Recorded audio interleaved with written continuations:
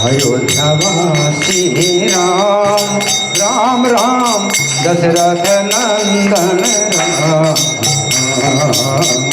अयोध्यावासी राम राम दशरथ नंदन पतित पावन जानकी जीवन सीता मोहन राम। पतित पावन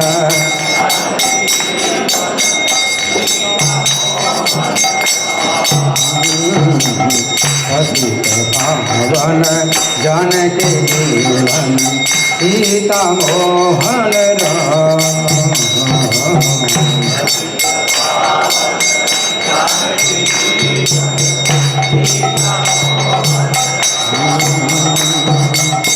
अयोध्यावासी राम राम राम दशरथ नंदन राम। राम राम राम दशरथ अयोध्यावासी राम राम राम दशरथ नंदन राम। राम राम राम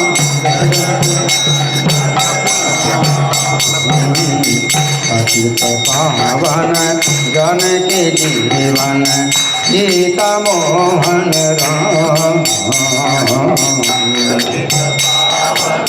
जय हो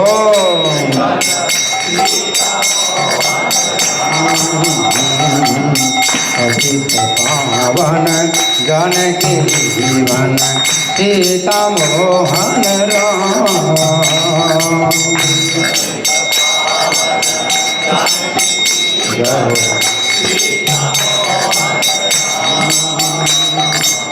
अयोध्यावासी राम राम राम दशरथ नंदन राम।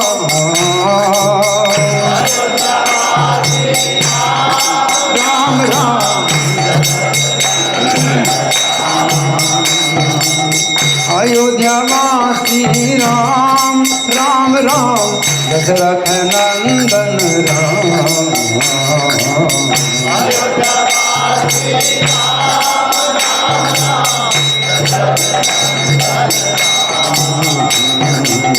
पतित पावन जानकी जीवन सीता मोहन राम।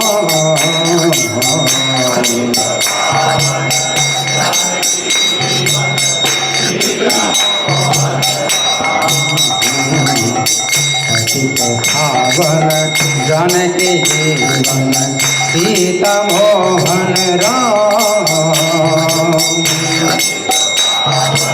जय हो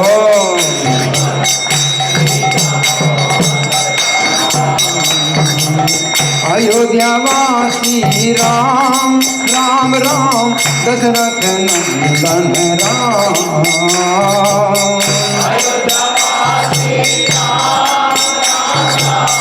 जय हो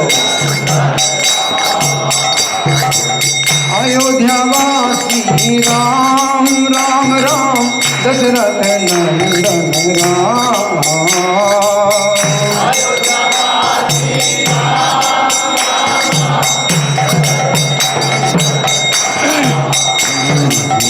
पतित पावन जानकी जीवन सीता मोहन राम।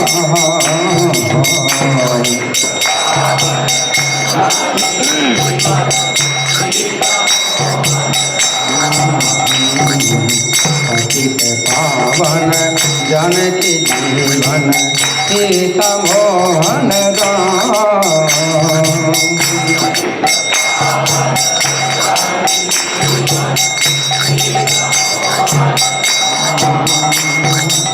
अयोध्यावासी राम राम राम दशरथ नंदन राम।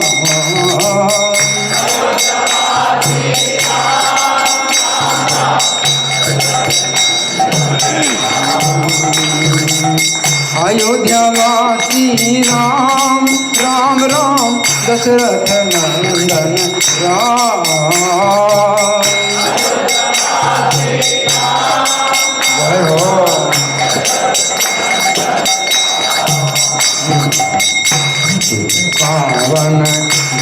जीवन सीता मोहन राम।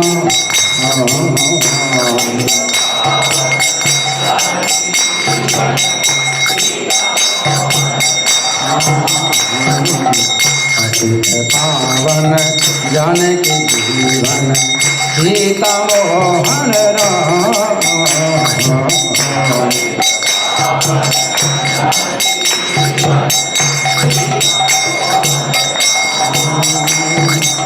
अयोध्यावासी राम राम राम दशरथ नंदन राम।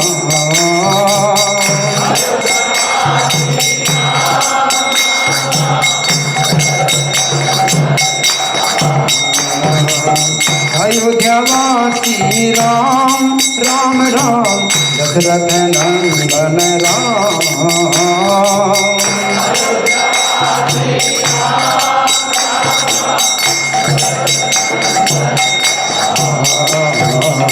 पतित पावन जानकी जीवन सीता मोहन राम।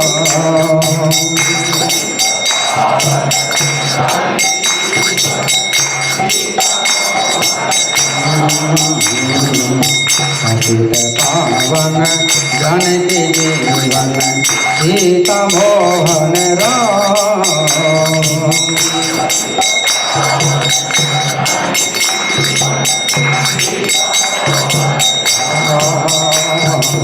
पतित पावन जानकी जीवन सीता मोहन राम।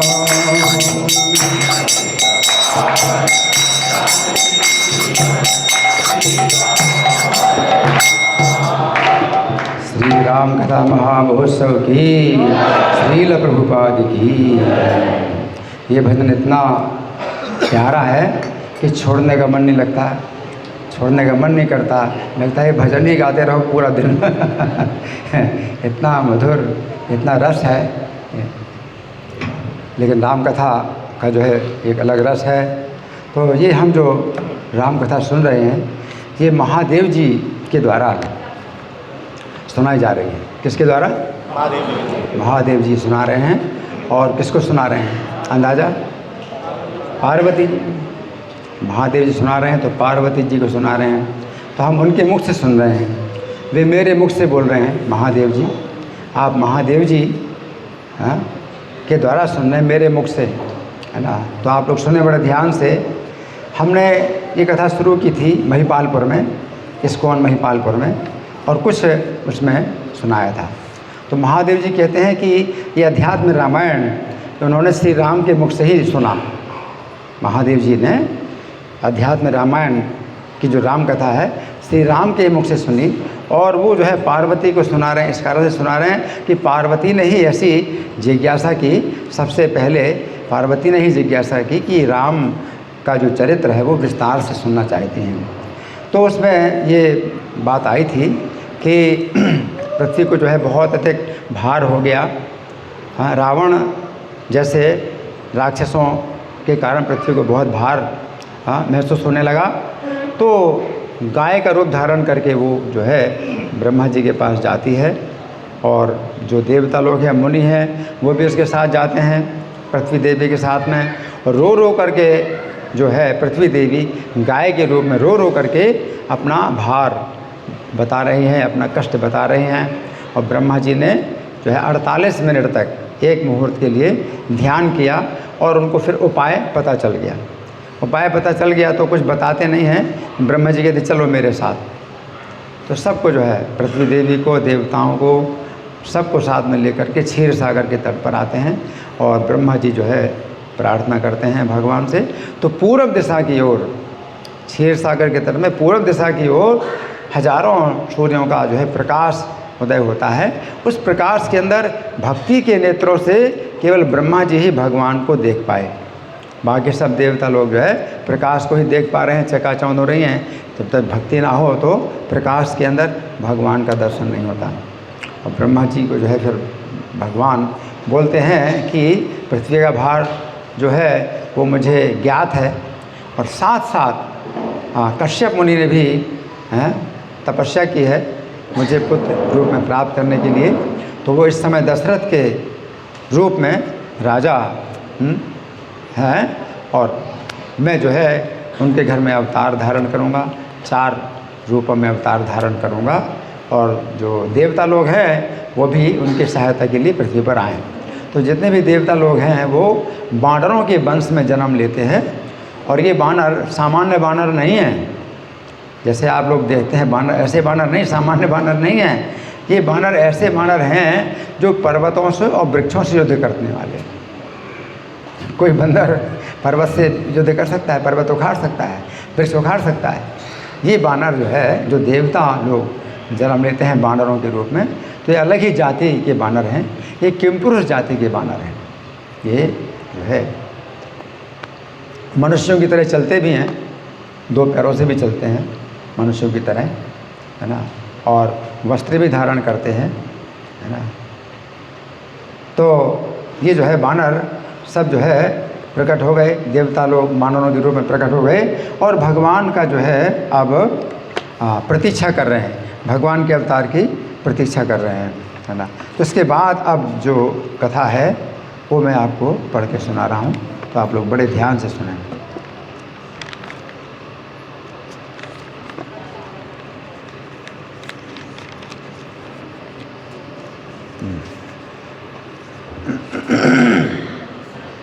तो महादेव जी बोल रहे हैं। कौन बोल रहे हैं?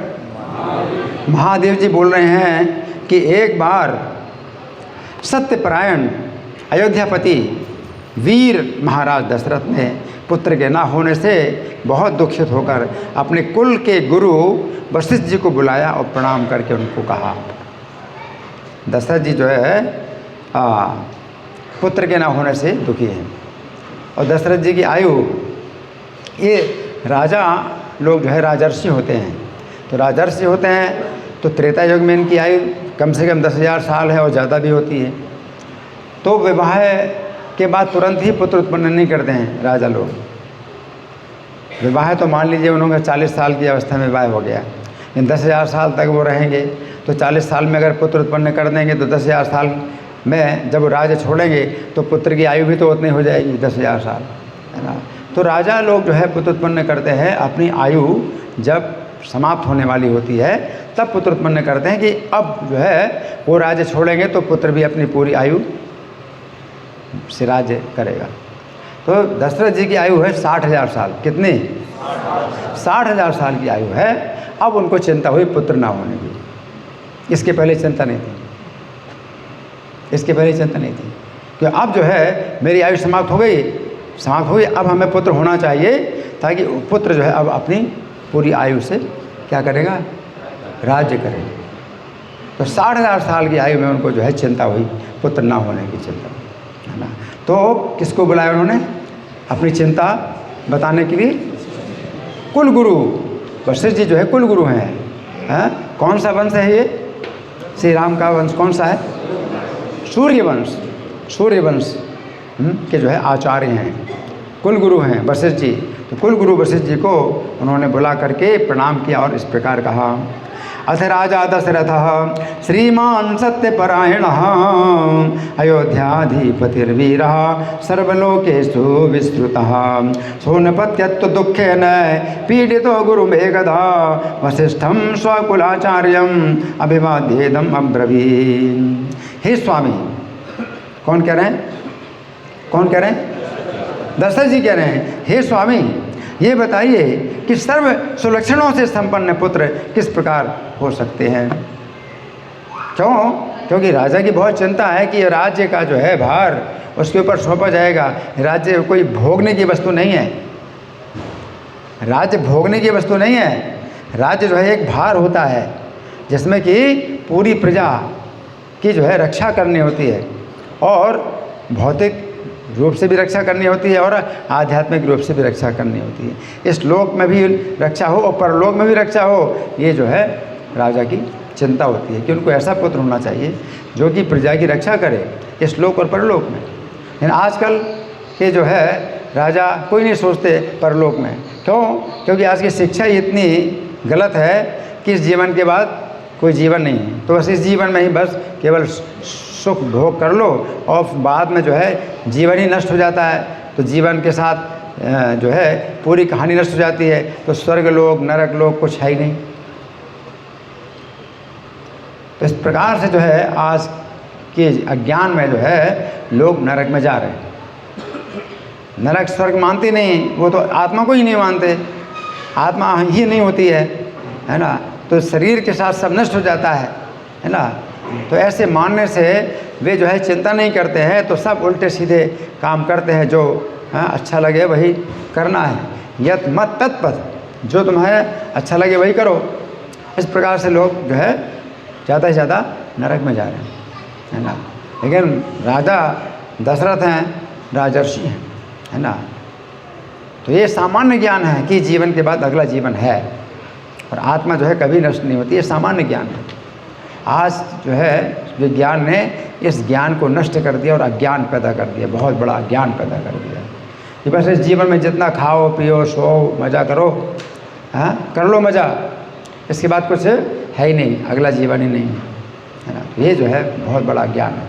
तो उनको जो है सर्व सुलक्षणों से संपन्न पुत्र प्राप्त हो, इसका उपाय बताइए।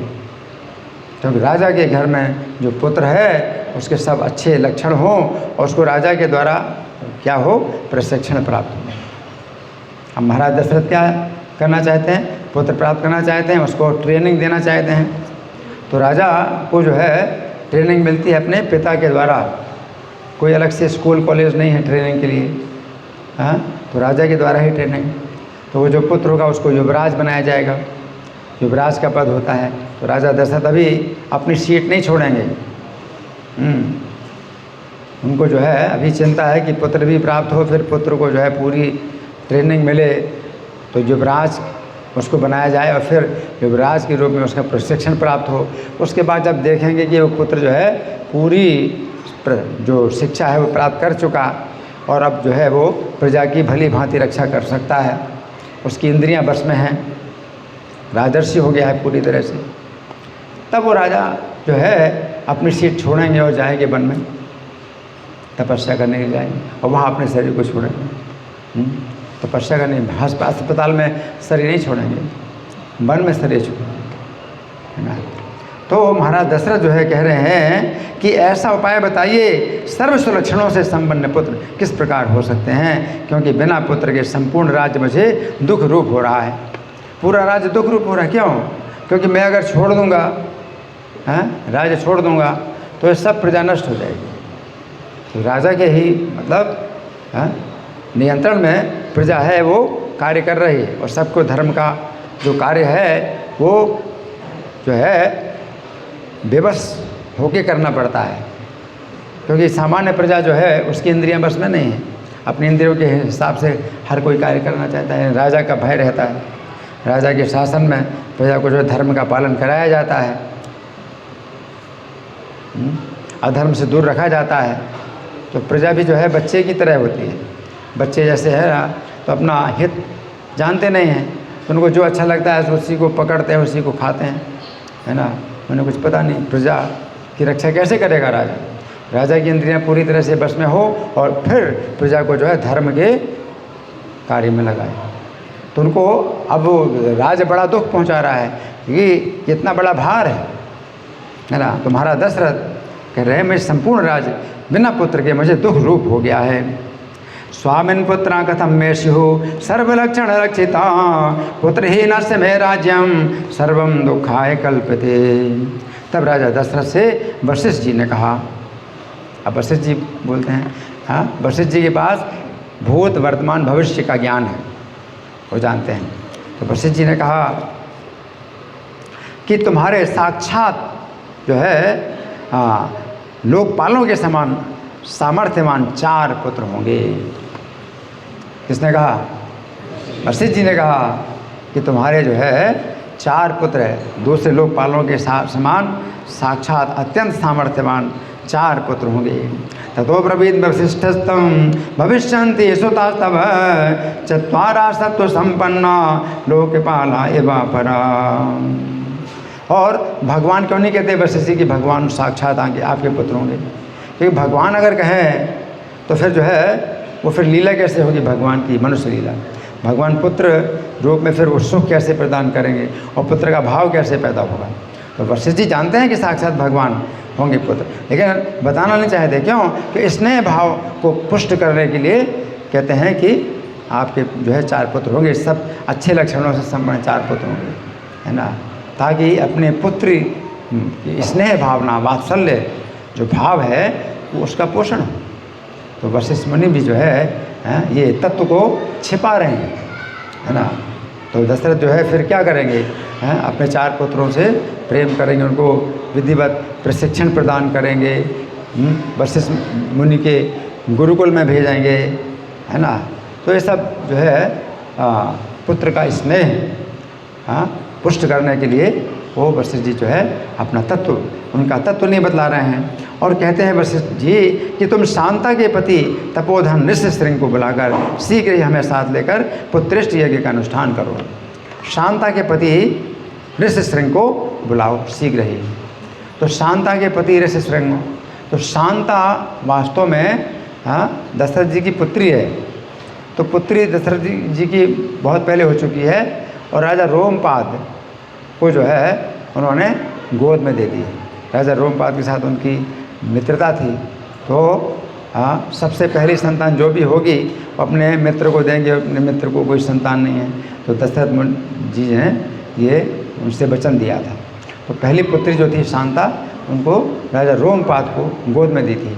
राजा रोमपाद के यहाँ शांता जो है पली और बड़ी हुई। और फिर राजा रोमपाद जो अंग देश के राजा थे, तो उनके राज्य में वर्षा नहीं होती। जब वर्षा नहीं होती है तो ब्राह्मणों को बुलाया गया कि वर्षा नहीं होती है। तो राजा रोमपाद के जो है राज्य में जो ब्राह्मण थे, उन्होंने कहा कि यहाँ पास में एक वन है, वहाँ पर ऋष्यशृंग मुनि रहते हैं, तो आप ऋष्यशृंग मुनि के साथ अपनी पुत्री का विवाह करो तो आपको जो है फिर आपके राज्य में वर्षा होगी। ऋष्यशृंग मुनि के साथ अपनी पुत्री शांता का विवाह करो तो आपको वर्षा होगी। और ऋष्यशृंग मुनि विभांडक मुनि के पुत्र हैं। विभांडक मुनि जल के कुंड में जो है तपस्या कर रहे थे और एक अप्सरा को उन्होंने देखा, है ना, एक अप्सरा को देखा। जिसमें बताया है कि हाँ, एक अप्सरा उर्वशी, एक उर्वशी अप्सरा को देखा तो उनका वीर स्खलित हो गया जल में। तो जल में वीर जैसे निकला तो वो जो है वीर मछली ने पी लिया और मछली से जो है फिर नहीं, क्षमा करें, वो पानी जो है एक हरिणी आई पानी पीने के लिए, तो हरिणी जो है उस वीर को पी गई। तो हरिणी के गर्भ से जो है एक बालक का जन्म हुआ और वो हरिणी के जैसे सींग होता है ऐसे सींग था उस बालक के, है ना। तो ऋष्यशृंग नाम पड़ा उनका, तो सींग था, बाकी पूरा शरीर मनुष्य का था। तो उस बालक को जो है ऋष्यशृंग बालक को अपने पास रखा विभांडक मुनि ने, और उस बालक को जो है स्त्री का कोई ज्ञान ही नहीं था, स्त्री का कोई ज्ञान नहीं था। तो फिर विभांडक मुनि जो है बड़े क्रोधी हैं और वो नहीं चाहते हैं कि उनके पुत्र को जो है किसी प्रकार से विवाह के बंधन में बंधे, वो उसको तपस्या में लगा रहे हैं। तो राजा रोमपाद जो है मतलब चिंता कर रहे हैं। तो फिर जो है कुछ ऐसी योजना बनाएंगे कि कुछ जो स्त्रियां हैं तो वो जो है रोमपाद विभांडक मुनि के आश्रम में उस समय जाते हैं जब मुनि नहीं है आश्रम में, अकेले ऋष्यशृंग हैं। तो बड़ी सुंदर वेशभूषा स्त्रियों में देख करके तो ये जो है ऋष्यशृंग जो बालक था वो सोचता है कि ये भी ब्रह्मचारी हैं हमारी तरह, लेकिन आपको तो बड़े अच्छे से वस्त्र धारण करते हो, आप लोग कहाँ तपस्या करते हो, आप लोग कहाँ कौन से आश्रम में रहते हो। तो बालक को जो है मतलब तपस्या का ही ज्ञान था कि यही मात्र तपस्या करना जीवन में कार्य होता है, और जो है जो जीवन है वो ब्रह्मचारी का ही जीवन एकमात्र जीवन है। मनुष्य जीवन में ब्रह्मचारी का ही जीवन वो जानते थे और कोई जीवन जानते नहीं थे। तो आप लोग जो है बड़े अच्छे ब्रह्मचारी लग रहे हैं। इस तरह से उन्होंने जो है बड़ा अपनी रुचि पैदा की, रुचि प्रकट की, और वो जो है उनको जो है ले आती हैं और वो कहती चलो हम तुम्हें अपना आश्रम दिखाते हैं। तो नदी के जो है इस पार नौका तैयार थी पहले से ही, और उनको जो है नौका में बैठा लिया और फिर नदी पार कर दिया। नदी पार करके जो है महल में ले गए, राजा रोमपाती महल में ले गए और वहाँ जो है शांता के साथ विवाह कर दिया और उनके राज्य में फिर वर्षा होती है। तो इस तरह से जो है विभांडक मुनि को फिर जब क्रोध आया तो फिर जब देखा अपने पुत्र को, तो पुत्र को देखा कि वहाँ राजमहल में बहुत सुरक्षित है और बड़ा जो है उसको मतलब सब प्रकार की सुविधा है। तो विभांडक मुनि का क्रोध जो है दूर हो गया और फिर कहते हैं कि बेटा अभी कुछ समय तुम राजमहल में रहो, उसके बाद फिर तपस्या करने के लिए वन में आ जाना।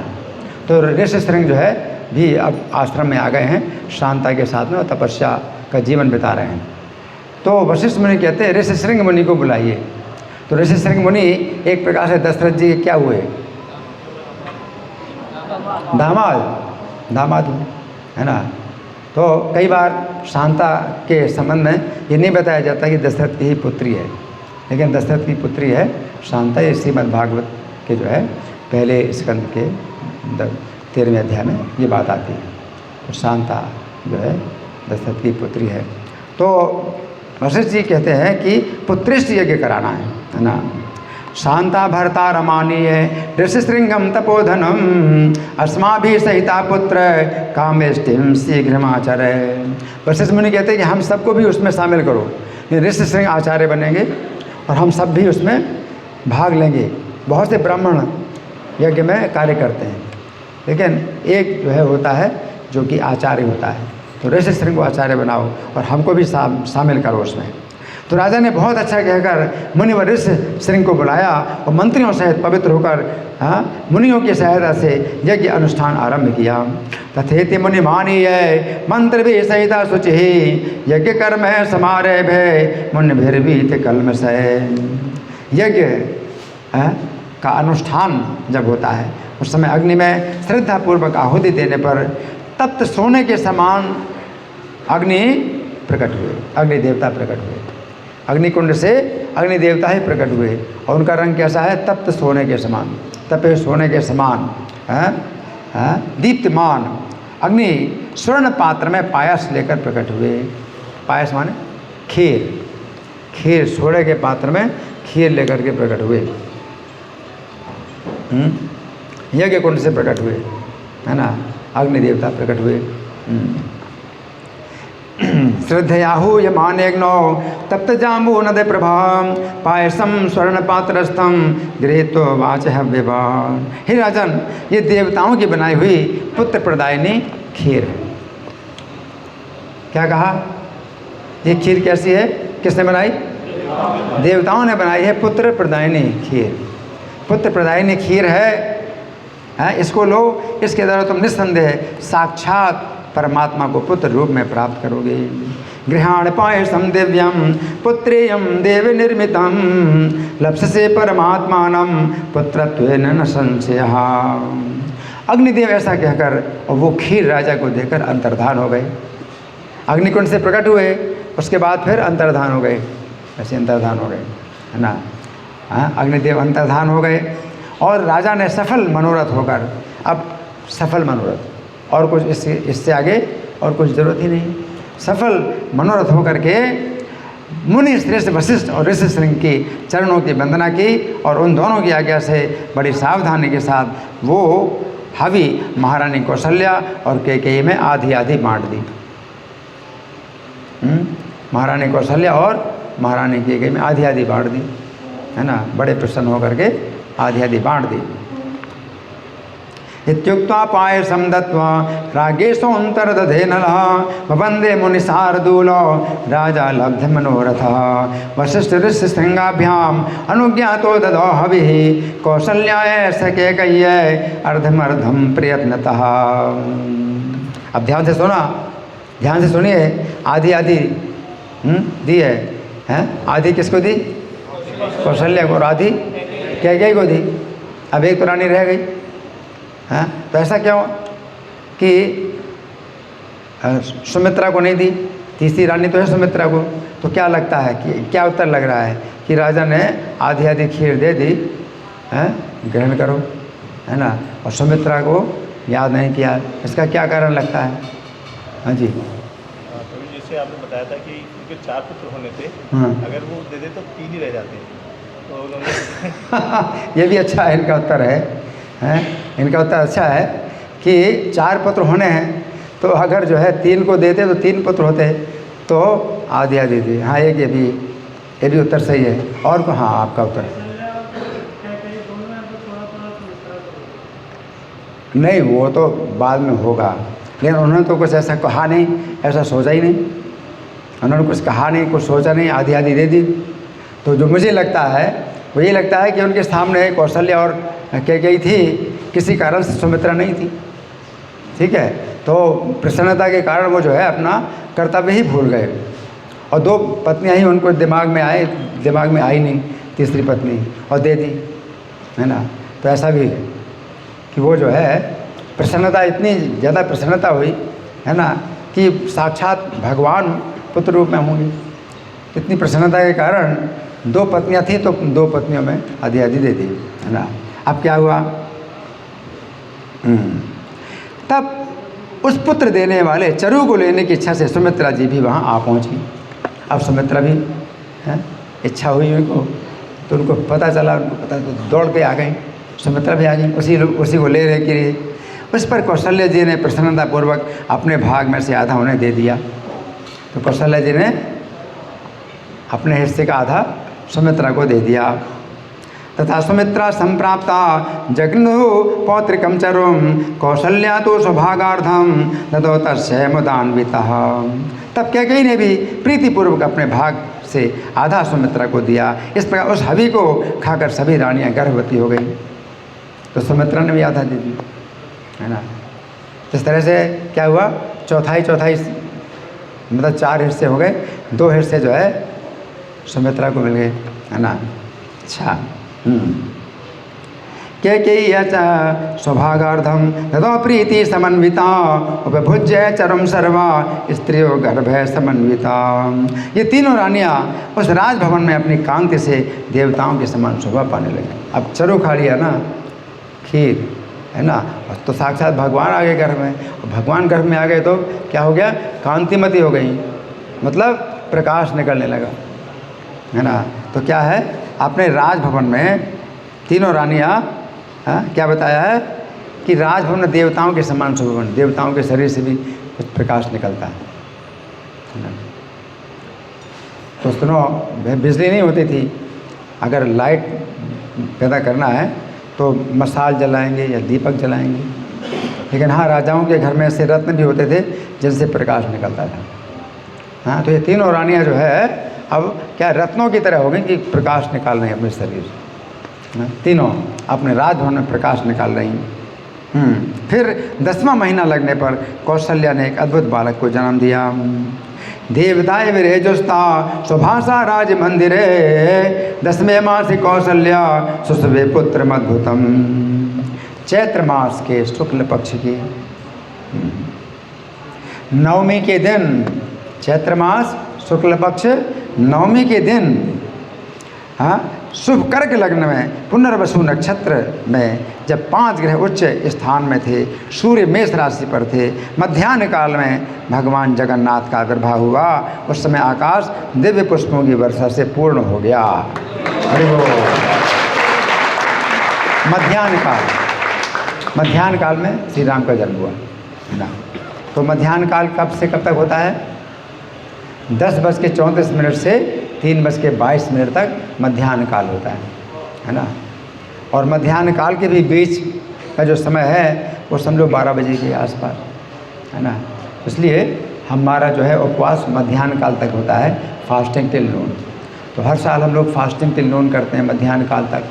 लेकिन आज चूँकि रोहिणी में जो है भगवान का जो है आविर्भाव मनाया जाएगा और प्राण प्रतिष्ठा होगी, तो यहाँ शाम को 5 बजे अभिषेक होगा, इसलिए मध्याह्न काल तक तो हमें उपवास करना ही है। फिर एक्स्ट्रा उपवास और करना होगा, कब तक, 6:30 बजे तक, ठीक है। 5 बजे अभिषेक होगा तो 6:30 बजे प्रसाद, है ना।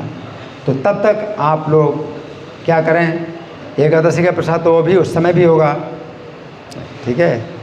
एकादशी प्रसाद तो समय 6:30 बजे भी जो प्रसाद होगा एकादशी का, वो एकादशी का प्रसाद होगा जो रसोई वाला होगा, जिसको शाकाहार बोलते हैं। तो शाकाहार जो है हम ग्रहण करेंगे 6:30 बजे शाम को। उसके पहले आप निराहार रहो या जलाहार करो। जलाहार से काम नहीं चलता तो फलाहार करो। फलाहार से काम नहीं चलता है तो दुग्ध आहार करो। जूस ले सकते हो, फल खा सकते हो, ठीक है। लेकिन जो शाकाहार है, रसोई वाला एकादशी का प्रसाद है, तो कोशिश करो कि ना लेना पड़े तब तक, है ना। लेकिन अगर काम ना चले तो इतना कोई प्रभुपाद का आग्रह नहीं है कि आप जो है शरीर में ऐसा उपवास करो कि कोई जो है शरीर में नुकसान हो, ठीक है ना। तो शरीर की रक्षा के लिए जितनी आवश्यकता है उस तरह से आप करो, तो अन्न खाए बिना भी आप जो है शरीर की रक्षा कर सकते हैं। तो कोई ऐसी दिक्कत नहीं है कि अन्न खाने की आवश्यकता पड़ेगी, ठीक है ना। तो हम लोग जो है आज सूर्यास्त तक उपवास कर रहे हैं। कारण यही है कि अभिषेक का समय जो है विलंबित हो रहा है, इस कारण से। और नहीं तो फास्टिंग टिल नून, मध्याह्न काल तक उपवास होता है। तो 1 बजे या 1:30 बजे हम लोग हर साल प्रसाद ग्रहण करते हैं, है ना। तो यहाँ पर ये बताया गया है कि मध्याह्न काल में सनातन परमात्मा जगन्नाथ का आविर्भाव हुआ। आकाश दिव्य पुष्पों की वर्षा से पूर्ण हो गया। दिव्य पुष्पों की वर्षा, आकाश पूरा भरा हुआ है फूलों की वर्षा से, है ना। मधुमासे सिते पक्षे नवम्यां कर्कटे शुभे पुनर्वसुर वृक्ष सहिते उच्चस्थे ग्रह पंचके मेषम पूषण संप्राप्ते पुष्पवृष्टि समाकुले आविरासीन जगन्नाथ परमात्मा सनातनः। अब वो भगवान का जो आविर्भाव हुआ, भगवान का जन्म हुआ, तो किस प्रकार से उनका जो है रूप है। नील कमल दल के समान श्याम वर्ण है, शरीर श्यामल है, नील कमल दल के समान श्याम वर्ण है और पीताम्बर पहने हुए हैं। तो जैसे देवकी वसुदेव कारागार में थे तो भगवान ने जन्म लिया था देवकी के गर्भ से, और बालक 4 भुजाओं का था। तो अक्सर हम लोग यही सोचते हैं कि भगवान 4 भुजाओं के हैं तो देवकी के गर्भ से थोड़ी निकले। नहीं, देवकी के गर्भ से ही उत्पन्न हुए, लेकिन वो बालक जो है 2 भुजाओं का ना होकर 4 भुजाओं का है। और सब वस्त्र धारण किए, आभूषण धारण किए, शंख चक्र गदा पद्म भी धारण किए, और छोटे छोटे हाथ, छोटे जो 4 भुजाएं छोटी, तो शंख चक्र गदा पद्म भी छोटे छोटे, कौस्तुभमणि भी उसी हिसाब से छोटी, है ना। ये मतलब भगवान का जन्म गर्भ में आए, कौशल्या के गर्भ में आए भगवान।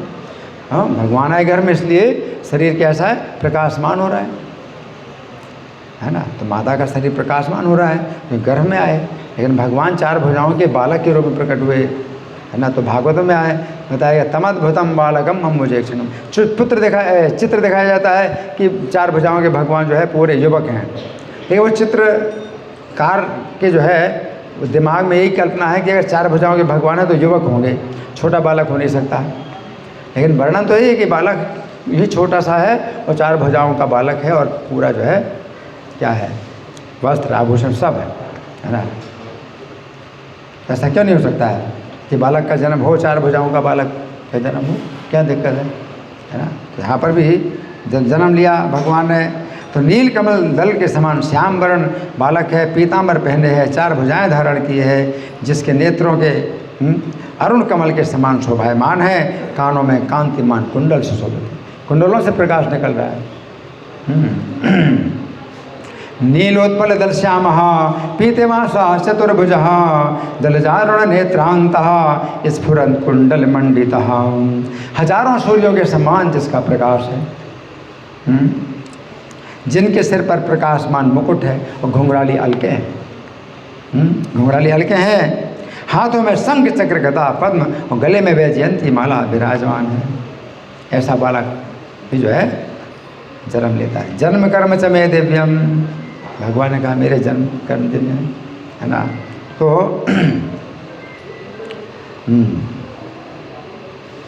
सहस्रार कै प्रतीकाशः किरीटी कुंचितालकः शंख चक्र गदा पद्म वनमाला विराजितः। और मुख पर है मुस्कान।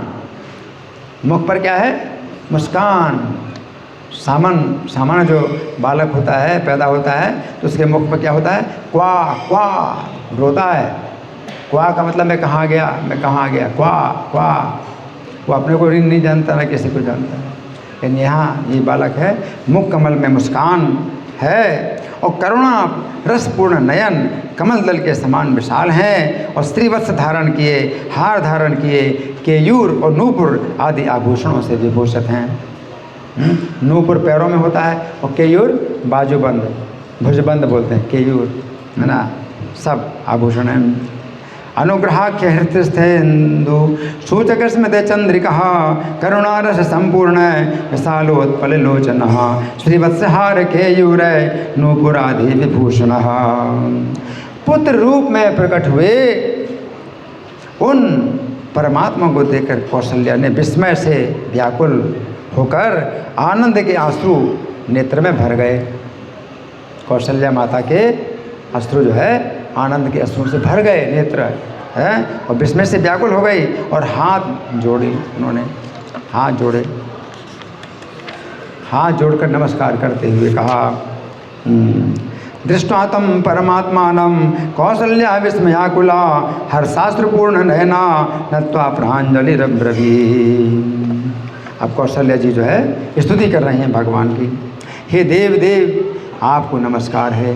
हे शंख चक्र गदाधर आप अच्युत अनंत परमात्मा हैं और सर्वत्र पूर्ण पुरुषोत्तम हैं। देव देव है नमस्तेस्तु शंख चक्र गदाधर परमात्मा च्युतोऽनन्तः पूर्णस्तुम पुरुषोत्तमः। आप श्रुति भी कहती है, समस्त प्राणियों में समान भाव से स्थित हैं, तथापि जिनका अंतःकरण अज्ञान के अंधकार से ढका हुआ है उन्हें आप दिखाई नहीं देते। आपका साक्षात्कार सुबुद्धि पुरुषों को ही होता है। आपके उदर में अनेकों ब्रह्मांड परमाणुओं के समान दिखाई देते हैं। कौशल्या जी कह रहे हैं आपके उदर में अनेकों ब्रह्मांड परमाणुओं के समान दिखाई देते हैं, तथापि आप मेरे पेट से जन्म लेते। आपके पेट में असंख्य ब्रह्मांड परमाणुओं के समान, और वो आप स्वयं आप मेरे पेट में मेरे पेट से आपने जन्म लिया है ना। हाँ, तो ऐसा आप लोगों में प्रकट कर रहे हैं। इससे मैंने आपकी आज भक्त वत्सलता देखी है कि आप कितने भक्त वत्सल हैं कि किसी को भी आप अपनी माता बनाएं भगवान, तो उनका जो है ये क्या है, वात्सल्य है। और वात्सल्य रस प्रदान कर रहे हैं भगवान। हाँ, कौशल्या को अपना वात्सल्य रस प्रदान कर रहे हैं कि वो पुत्र रूप में जो है उनका जो है क्या करे, उनसे प्रेम करे। तो वत्सलता तो भगवान की पहले से है कि कौशल्या को अपनी माता बना रहे हैं, इतना स्नेह है ना। तो कौशल्या कहती है कि आप जो है ऐसा लोगों में प्रकट कर रहे हैं कि आप मेरे पेट से आपने जन्म लिया है। तुम ममोदर संभूत है इति लोकान विडम्बसे भक्तेषु पारवश्यम ते दृष्टम वेद्य रघुत्तम। हे प्रभु, मैं आपकी माया से मोहित होकर संसार सागर में डूबी हुई हूँ। देखो कौशल्या माता कह रही है कि मैं आपकी माया से मोहित होकर संसार सागर में डूब रही हूँ। तो संसार सागर में अपने को डूबा हुआ समझते हैं, इसका मतलब वो निकले हैं क्योंकि वो देख रहे हैं। लेकिन जो लोग संसार सागर को समझते नहीं, संसार सागर क्या होता है, उसमें डूबने की बात कहाँ से आ गई, कोई समझते नहीं, वो डूबे हुए हैं, है ना। इन जो संसार सागर से बाहर निकले हैं उन्हीं तभी तो वो देख पा रहे हैं कि मैं संसार सागर में डूबी हुई हूँ। तो कौशल्या माता कहती हैं कि आपकी माया से मोहित होकर संसार सागर में डूबी हुई पति पुत्र धन के फेर में पड़ी हूँ। आज परम सौभाग्यवश आपके चरण कमलों की शरण में आई हूँ। माता कौशल्या कह रही हैं आज परम भाग्यवश मैं आपके चरणों की शरण में आई हूँ। संसार सागरे मग्ना पतिपुत्र धनादिषु भ्रमामि माया आतेद्य पादे मूलम उपागता। हे देव, आपकी मनोहर मूर्ति सदा मेरे हृदय में विराजमान रहे। ये रूप है, आप हमेशा मेरे हृदय में इस रूप में हमेशा विराजमान हो। तो भगवान का जो भी रूप भक्त देखता है तो क्या चाहता है कि इसी रूप में हमेशा मेरे मन में आप रहें। भगवान का कोई भी रूप होता है तो दिमाग में ही आता है कि इसी रूप में हमेशा मैं। श्रृंगार भी कभी देखते हैं तो आज ये श्रृंगार है, इसमें फिर लगता है कि हमेशा इसी रूप में रहो। फिर दूसरे दिन दूसरा श्रृंगार, तो उसमें लगता है इसी रूप में हमेशा रहो। कभी कभी श्रृंगार में लगता है कि सामान्य है, उतना नहीं आकर्षित। तो ऐसा है ना। तो भक्त जो है भगवान के किसी भी रूप को देख करके सोचता है इसी रूप में हमेशा रहो मेरे मन में। है भगवान का जो है प्रत्येक रूप जो है क्या होता है, सदा नवीन होता है। तो कौशल्या माता कहती हैं आपकी जो है ये मनोहर मूर्ति सदा मेरे हृदय में विराजमान रहे और आपके विश्व मोहिनी माया मुझे ना व्यापे। देवतन रूप में तन्वे सदा तिष्ठतु मानसे आपृणोतु न माम माया तव विश्व मोहिनी। आप कौशल्या माता कहते हैं कि आपकी माया मुझे ना व्यापे। तो कौन सी माया? एक माया तो ये है भगवान की योग माया, जिसके द्वारा भगवान को अपना पुत्र समझ रहे हैं। तो वो जो है माया नहीं, विश्व विमोहिन माया, पूरी दुनिया को जो माया मोहित कर रही हैं। क्या? अपना धन घर पति में जो है अपनी आसक्ति, वो माया, तो महामाया का कार्य। तो कौशल्या माता इस प्रकार की माया से मुक्त नहीं होना चाहती जो योग माया उनके अंदर पुत्र भाव पैदा कर रहे हैं। इससे मुक्त नहीं होना चाहती। ये तो मुक्ति से भी ऊपर स्थिति है। कोई भक्त भगवान को अपना पुत्र समझे तो ये तो मुक्ति से भी ऊपर है ना। लेकिन विश्व विमोहिनी, विश्व को पूरा विश्व जो है जिस माया में मोहित है वो कौन सी माया है? महामाया है। अपने शरीर धन घर परिवार इसमें है ना। तो कौशल्या माता ऐसा बोल रही हैं।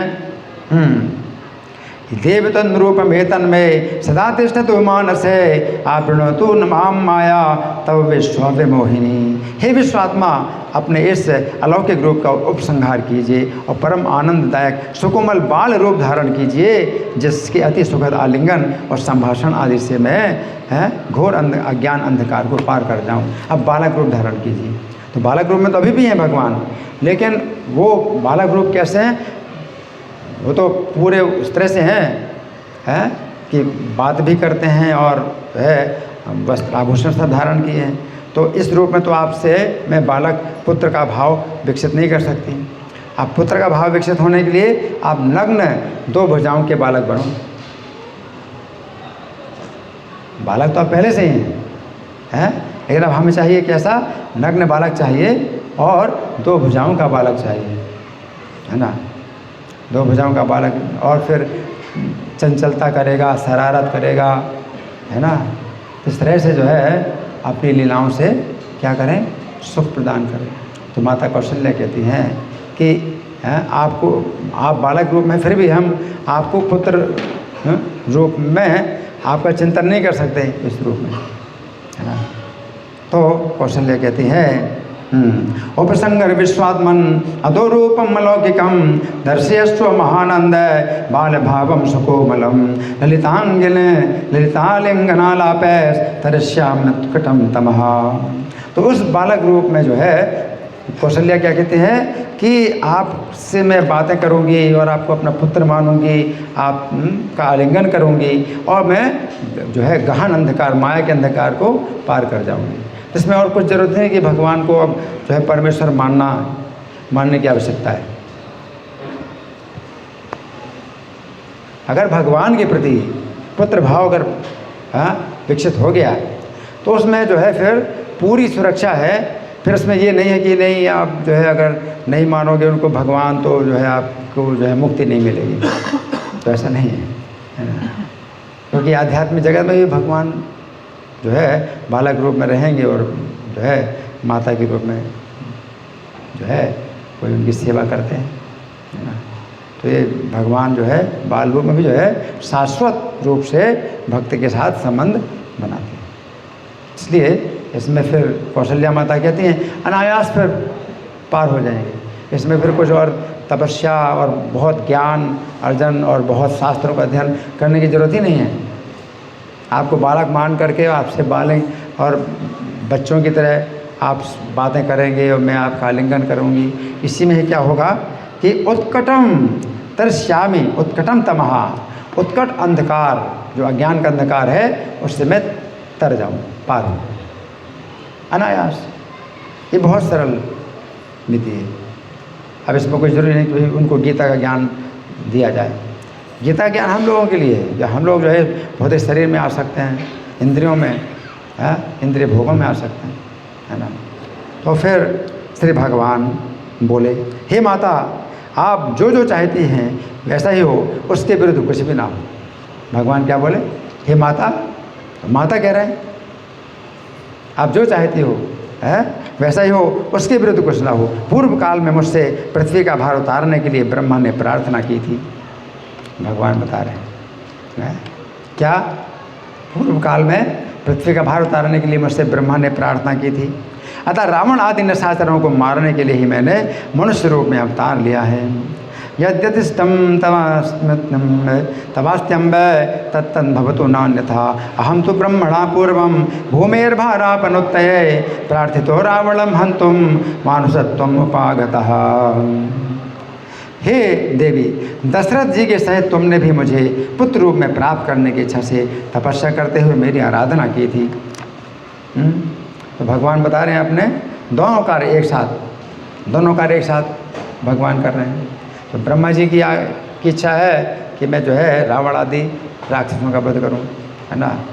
तो इसलिए मैंने अवतार लिया और मनुष्य रूप में अवतार लिया, क्योंकि रावण ने वर मांगा था मनुष्यों और मानवों की सेवा और मैं किसी से ना मारा जाऊँ। तो भगवान जो है इस अवतार में मनुष्य की जो है पूरी लीला करेंगे, है ना। और तुमने भी दशरथ जी के साथ तुम पुत्र रूप में प्राप्त करने की इच्छा से तपस्या करते हुए मेरी आराधना की थी, उसी को मैंने इस समय प्रकट होकर पूर्ण किया है। तो या दशरथ है ना हम तपसा आराधिता पुरा मत्पुत्रत्व अभिकांक्षण्या तथा कृतम अनिंदित। तुमने अपने पूर्व तपस्या के फल से ही मेरा ये दिव्य रूप देखा है। तो पूर्व तपस्या के फल से ही मेरा दिव्य रूप देखा है।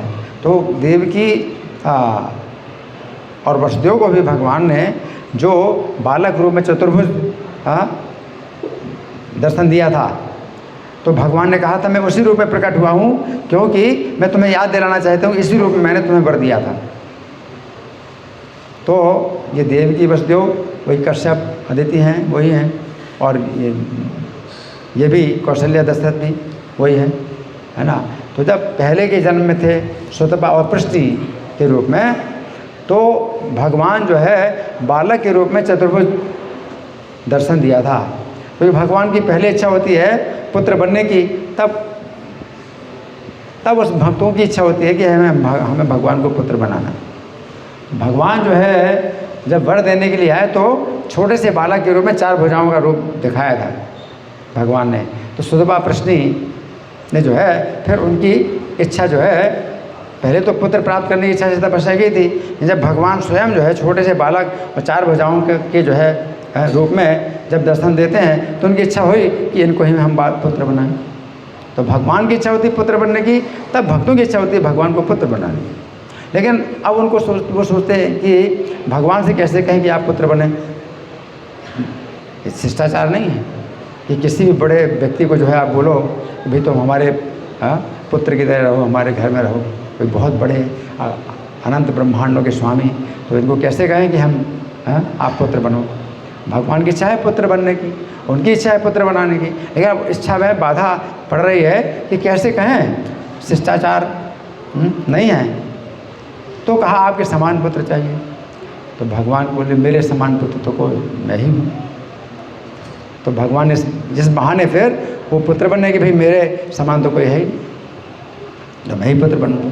तो भगवान की इच्छा भी पुत्र बनने की, तो भगवान भी नहीं कह सकते संकोच के कारण कि हम पुत्र बनना चाहते हैं, है। और उनकी पुत्र बनाने की इच्छा है, तो इस संकोच से भगवान को नहीं कह सकते कि हम आपको पुत्र बनाना चाहते हैं। तो भगवान ने फिर ये जो है कारण बना लिया कि तुम हमारे समान पुत्र चाहते हो, हमारे समान कोई नहीं है, तो फिर हम ही पुत्र बनेंगे। तो ये तरीका होता है किसी कार्य को करने की इच्छा है, लेकिन वो हम बोल नहीं पाते। तो भगवान को भी जो है संकोच है कि वो नहीं कह सकते कि हम तुम्हारे पुत्र बनना चाहते हैं। उनको भी संकोच है कि वो नहीं कह सकते कि आप हमारे पुत्र बनो। तो भगवान के पुत्र बनने की इच्छा है, तो उनके पुत्र बनने की इच्छा है, तो बोले हमें आपके समान पुत्र चाहिए। तो भगवान ने मेरे समान कौन हो सकता है, तो मैं ही पुत्र बनूँगा। चलो ठीक है, मैं ही पुत्र बनूँगा। तो अपनी इच्छा जो है प्रकट नहीं है, कई बार की जाती है, अपनी इच्छा प्रकट नहीं की जाती, घुमा के बात बोली जाती है। तो भगवान भी घुमा के बात बोलते हैं, है ना। तो यहाँ पर जो है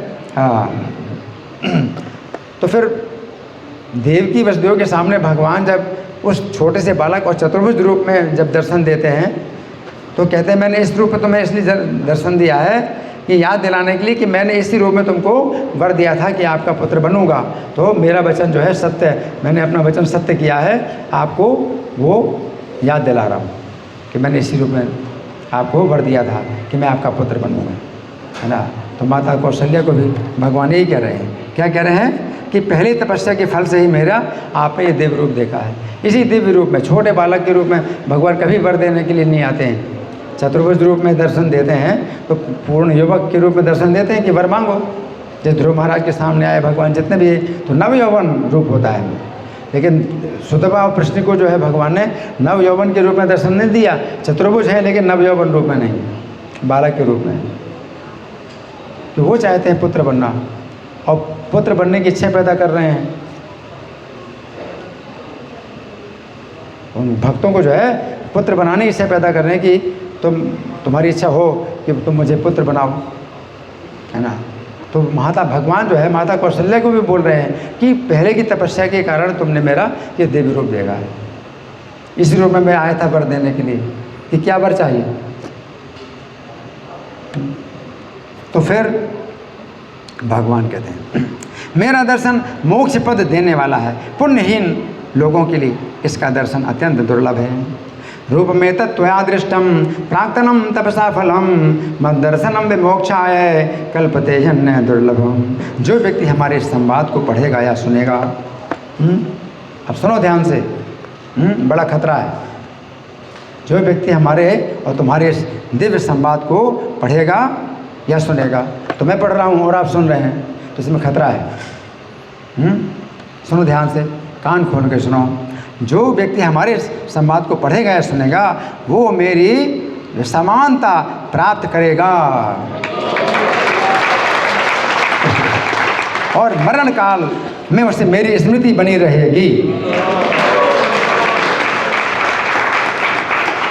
अंते नारायण स्मृति। तो मनुष्य जीवन सफल, मनुष्य जीवन कृतार्थ हो गया अंतकाल में अगर स्मृति बनी रही, है ना। तो इतना बड़ा जो है लाभ है। अब इससे बढ़कर के और क्या लाभ हो सकता है। कोई कहता है भाई सुनने से कोई फ़ायदा नहीं, कुछ करो कुछ करो। कई बार बोलते हैं कथा सुनने से कुछ नहीं होता, कुछ करना पड़ेगा, कुछ करना पड़ेगा। क्या करना पड़ेगा? सुनने ही से सब कुछ हो रहा है ना। आप सुनने में अगर मन लगाते हैं आप, तो इसमें ही पूर्ण कृतार्थता, पूरा कार्य इसमें हो जा रहा है ना। संवादम आवयोर्यस्तु पठेद वा शृणुयादपि सयाति मम सारूप्यम मरणे मत स्मृतिम लभे। माता से इस प्रकार कहकर भगवान बाल रूप होकर रोने लगे। अब रोने लगे अब वात्सल्य भाव जो है पैदा करने के लिए कि तुम्हारा पुत्र हूँ और मेरी देखभाल नहीं करोगी तो मेरी कैसे रक्षा होगी। तो भगवान रो रहे हैं।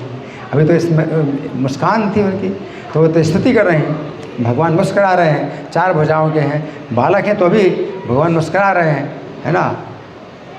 और पिछले जन्म की याद दिला रहे हैं, तो कैसे अपना पुत्र मानेंगे। लेकिन अब भगवान जो है दो भुजाओं के बालक हो गए हैं, है ना। बाल रूप होकर रोने लगे और बाल रूप भी इंद्र नीलमणि के समान श्याम वर्ण, लेकिन वर्ण जो है वही रहा, रंग वही रहा। अब चार भुजाएं नहीं हैं, दो भुजाएं हैं और शंख चक्र के गदा पद्म नहीं है ना। लेकिन रंग वही है, रंग वही रहा। हाँ, इंद्र नीलमणि के समान श्याम वर्ण, बड़े बड़े नेत्र वाला अति सुंदर रूप बाल रूप था। इत्युक्त्वा मातरं रामो बालो भूत्वा अनुरोधः बालत्वेपीन्द्र नीलाभो विशालाक्षोति सुंदरः। प्रभातकालीन बाल सूर्य के समान अरुण ज्योति निकल रही है, शरीर से अरुण ज्योति निकल रही है। भगवान ने अवतरित होकर उस सुमनोहर बाल रूप से सभी लोकपालों को परम आनंदित कर दिया।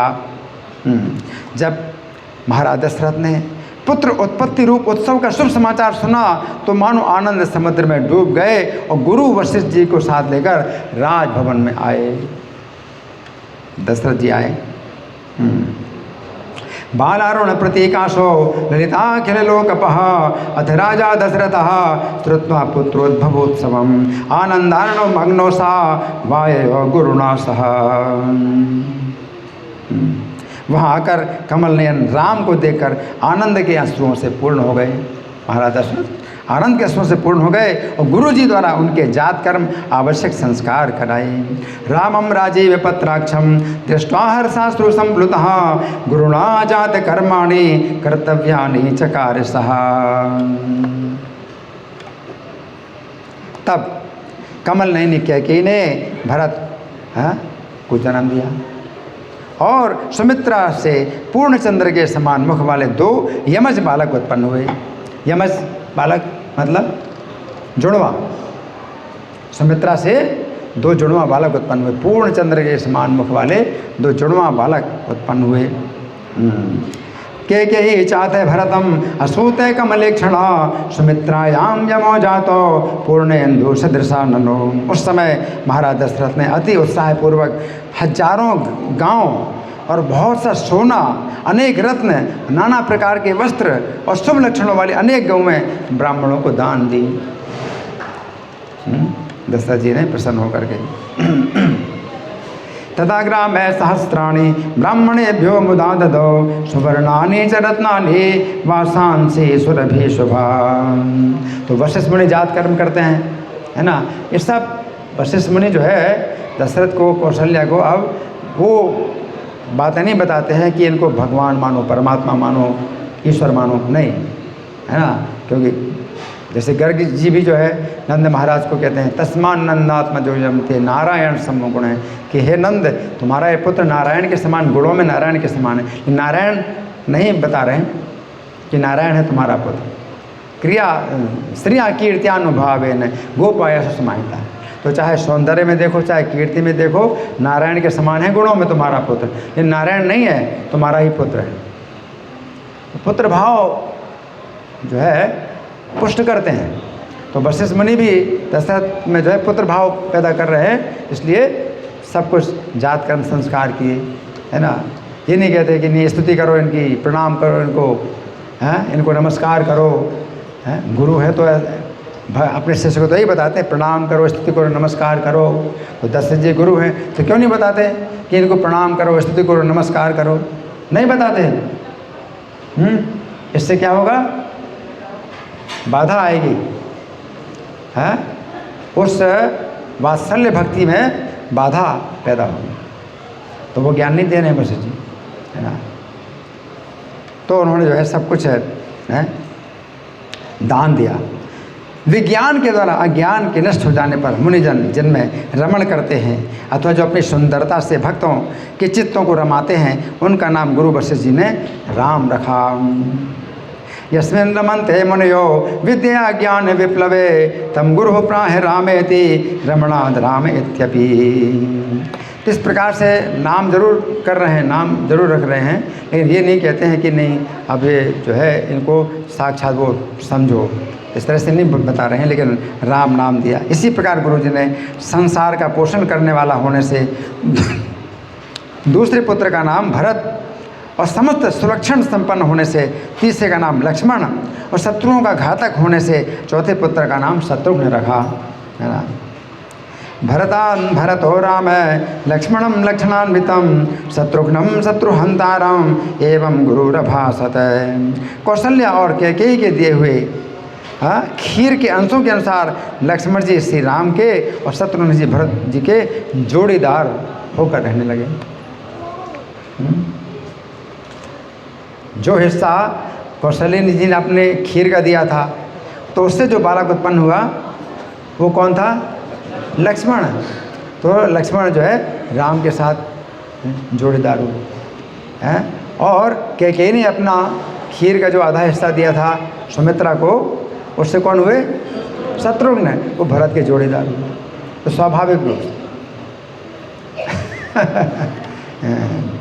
लक्ष्मणो रामचंद्रेण शत्रुघ्नो भरतेन च द्वंद्वी भूय चरन्तो तो पायसानुसानुचारितः।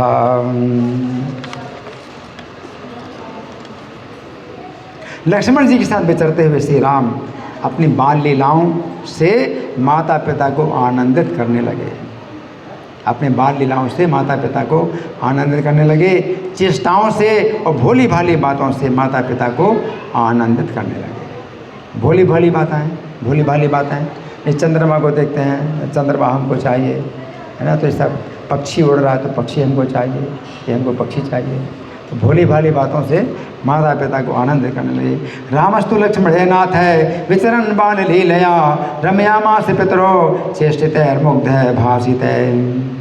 ललाट पर मोतियों से सजाया हुआ देदीप्यमान सुवर्ण में अश्वत्थ पत्र है। ललाट पर क्या है? अश्वत्थ पत्र। अश्वत्थ क्या होता है? अश्वत्थ माने पीपल, पीपल का पत्ता। ललाट पर पीपल का पत्ता जो कि मोतियों से सजाया हुआ है और सोने का वो पीतल का पत्ता है ललाट पर, वो शोभा पा रहा है। बालक का जो है ये जो है वो श्रृंगार है। और गले में रत्न और मणियों के साथ बीच बीच में व्याघ्र नख सजाकर गुथी हुई लड़ियाँ सुशोभित हैं। बाघ का नाखून है, बीच बीच में बाघ का नाखून सजा करके मणियों और गले में जो है ये लड़ियाँ सुशोभित हैं। तो गले में बाघ का नाखून, तो बाघ का नाखून भी रक्षा के लिए होता है, तो बाघ का नाखून पहनाए, है ना। और पीपल का पत्ता। भाले स्वर्णमयाथ पर्णमुक्ता फले प्रभम कंठे रत्न मणिभ्रात मध्यदीपी नखांचितम। कानों में अर्जुन के वृक्ष के कच्चे फलों के समान रत्न जड़ित सुवर्ण आभूषण लटक रहे हैं। अर्जुन वृक्ष के कच्चे फल, अब वो हमने पहचाना नहीं है, अर्जुन का वृक्ष होता है। अर्जुन के वृक्ष के कच्चे फल के समान जो है क्या है? सोने के आभूषण कानों में लटक रहे हैं। वो रत्न जटित सोने के आभूषण जो झनकारते हुए मणिमय नूपुर सुवर्ण मेखला और बाजूबंद से विभूषित हैं। मणिमय नूपुर है, नूपुर पैरों में है, मणियों के हैं। और सुवर्ण मेखला, मेखला क्या होती है? कमरबंद।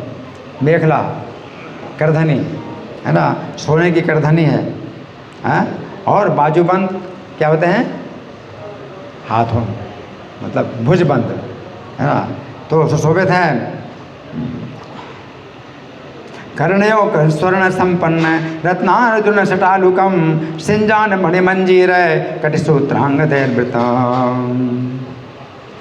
उस इंद्रनील मणि की सी आभा वाले और छोटे छोटे दांतों से युक्त मुस्काते हुए मुख वाले बालक हैं।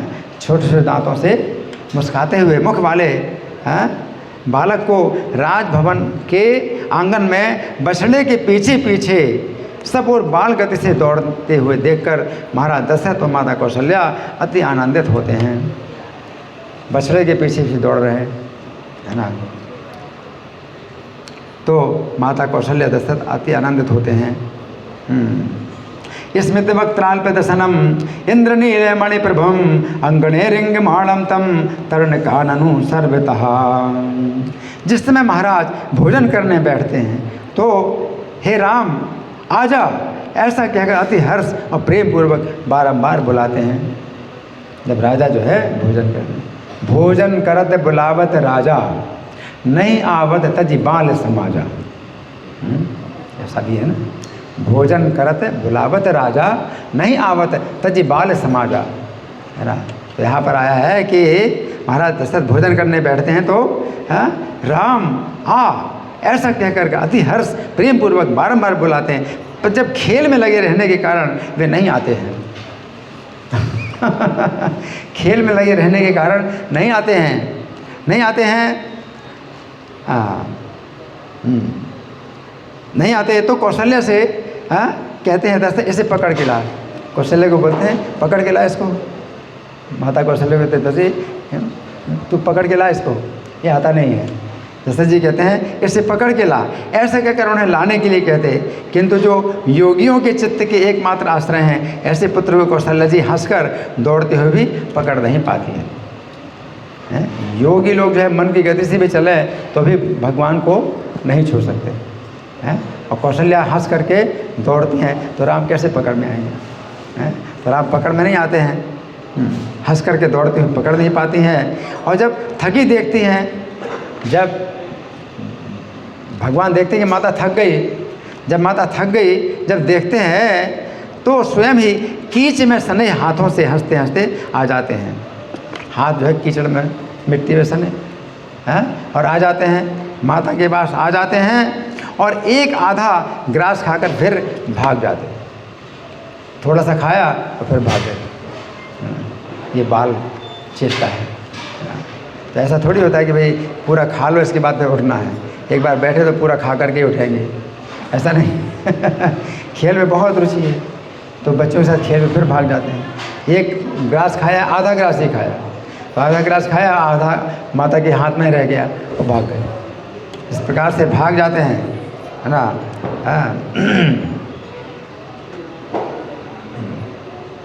आहवेति अति हर्षेण प्रेम्णा नायाति लीलया आनयेति च कौशल्याम आह सस्मिता सुतम धावत्यपि न शक्नोति स्पृष्टुम योगी मनोगतिम प्रहसन स्वयं आयाति करदमांकित पाणिना किंचिन गृहीत्वा कबलम पुनरेव पलायते।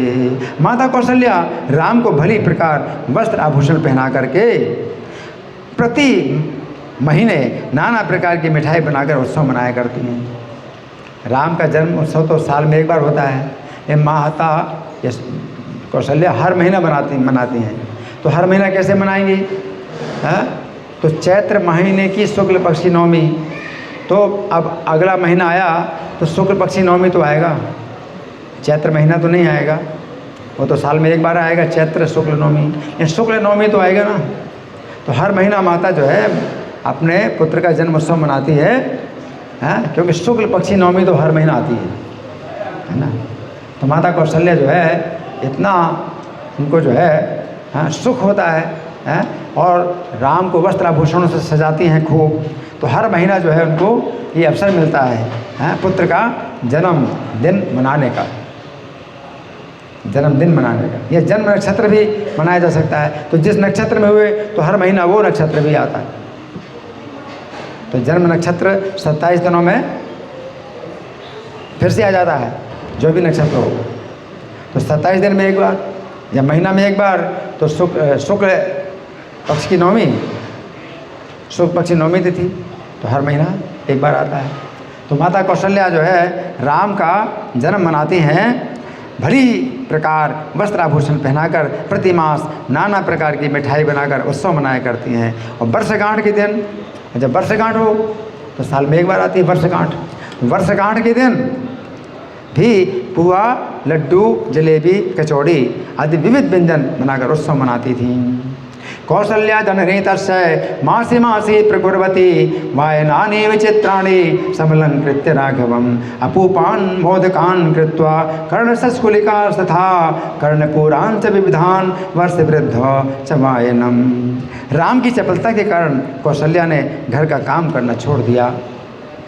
ये चंचल है और चंचल बालक है तो माता जो है घर का काम कैसे करेगी, क्योंकि बहुत खतरा रहता है।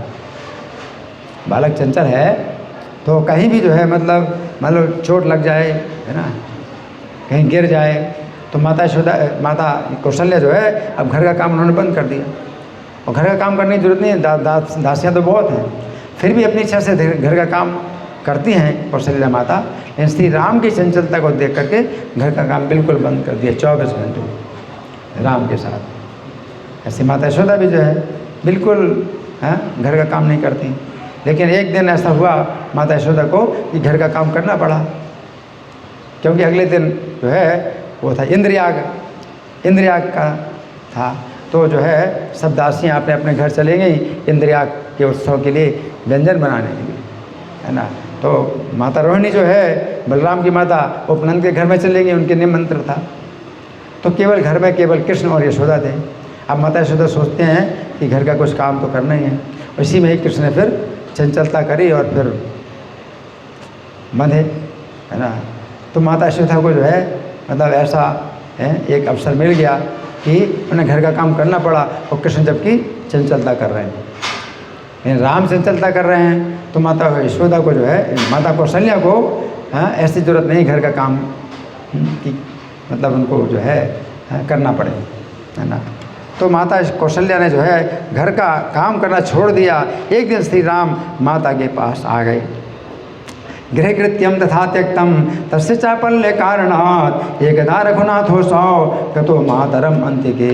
अब एक बार श्री राम जो है माता के पास पहुँचे। अब माता के पास पहुँचे तो कुछ कारण से पहुँचे, ऐसे तो पहुँचते नहीं, कुछ कारण था। माता के पास पहुँचे, माता मुझे कुछ खाने को दे। बालक कहता है माता मुझे कुछ खाने को दे, किंतु काम में लगे होने से माता ने ना सुना। काम में लगे होने से माता ने नहीं सुना। अब ऐसा कुछ काम आ गया होगा, जैसे कौशल्या को भी काम आ गया था, तो कुछ काम आ गया तो काम में लगे होने से माता ने सुना नहीं। तो क्रोधित होकर डंडे से सब बर्तन फोड़ डाले। डंडा उठाया और सब बर्तन क्या है, मिट्टी के बर्तनों को फोड़ने में कोई मतलब नुकसान नहीं होता है।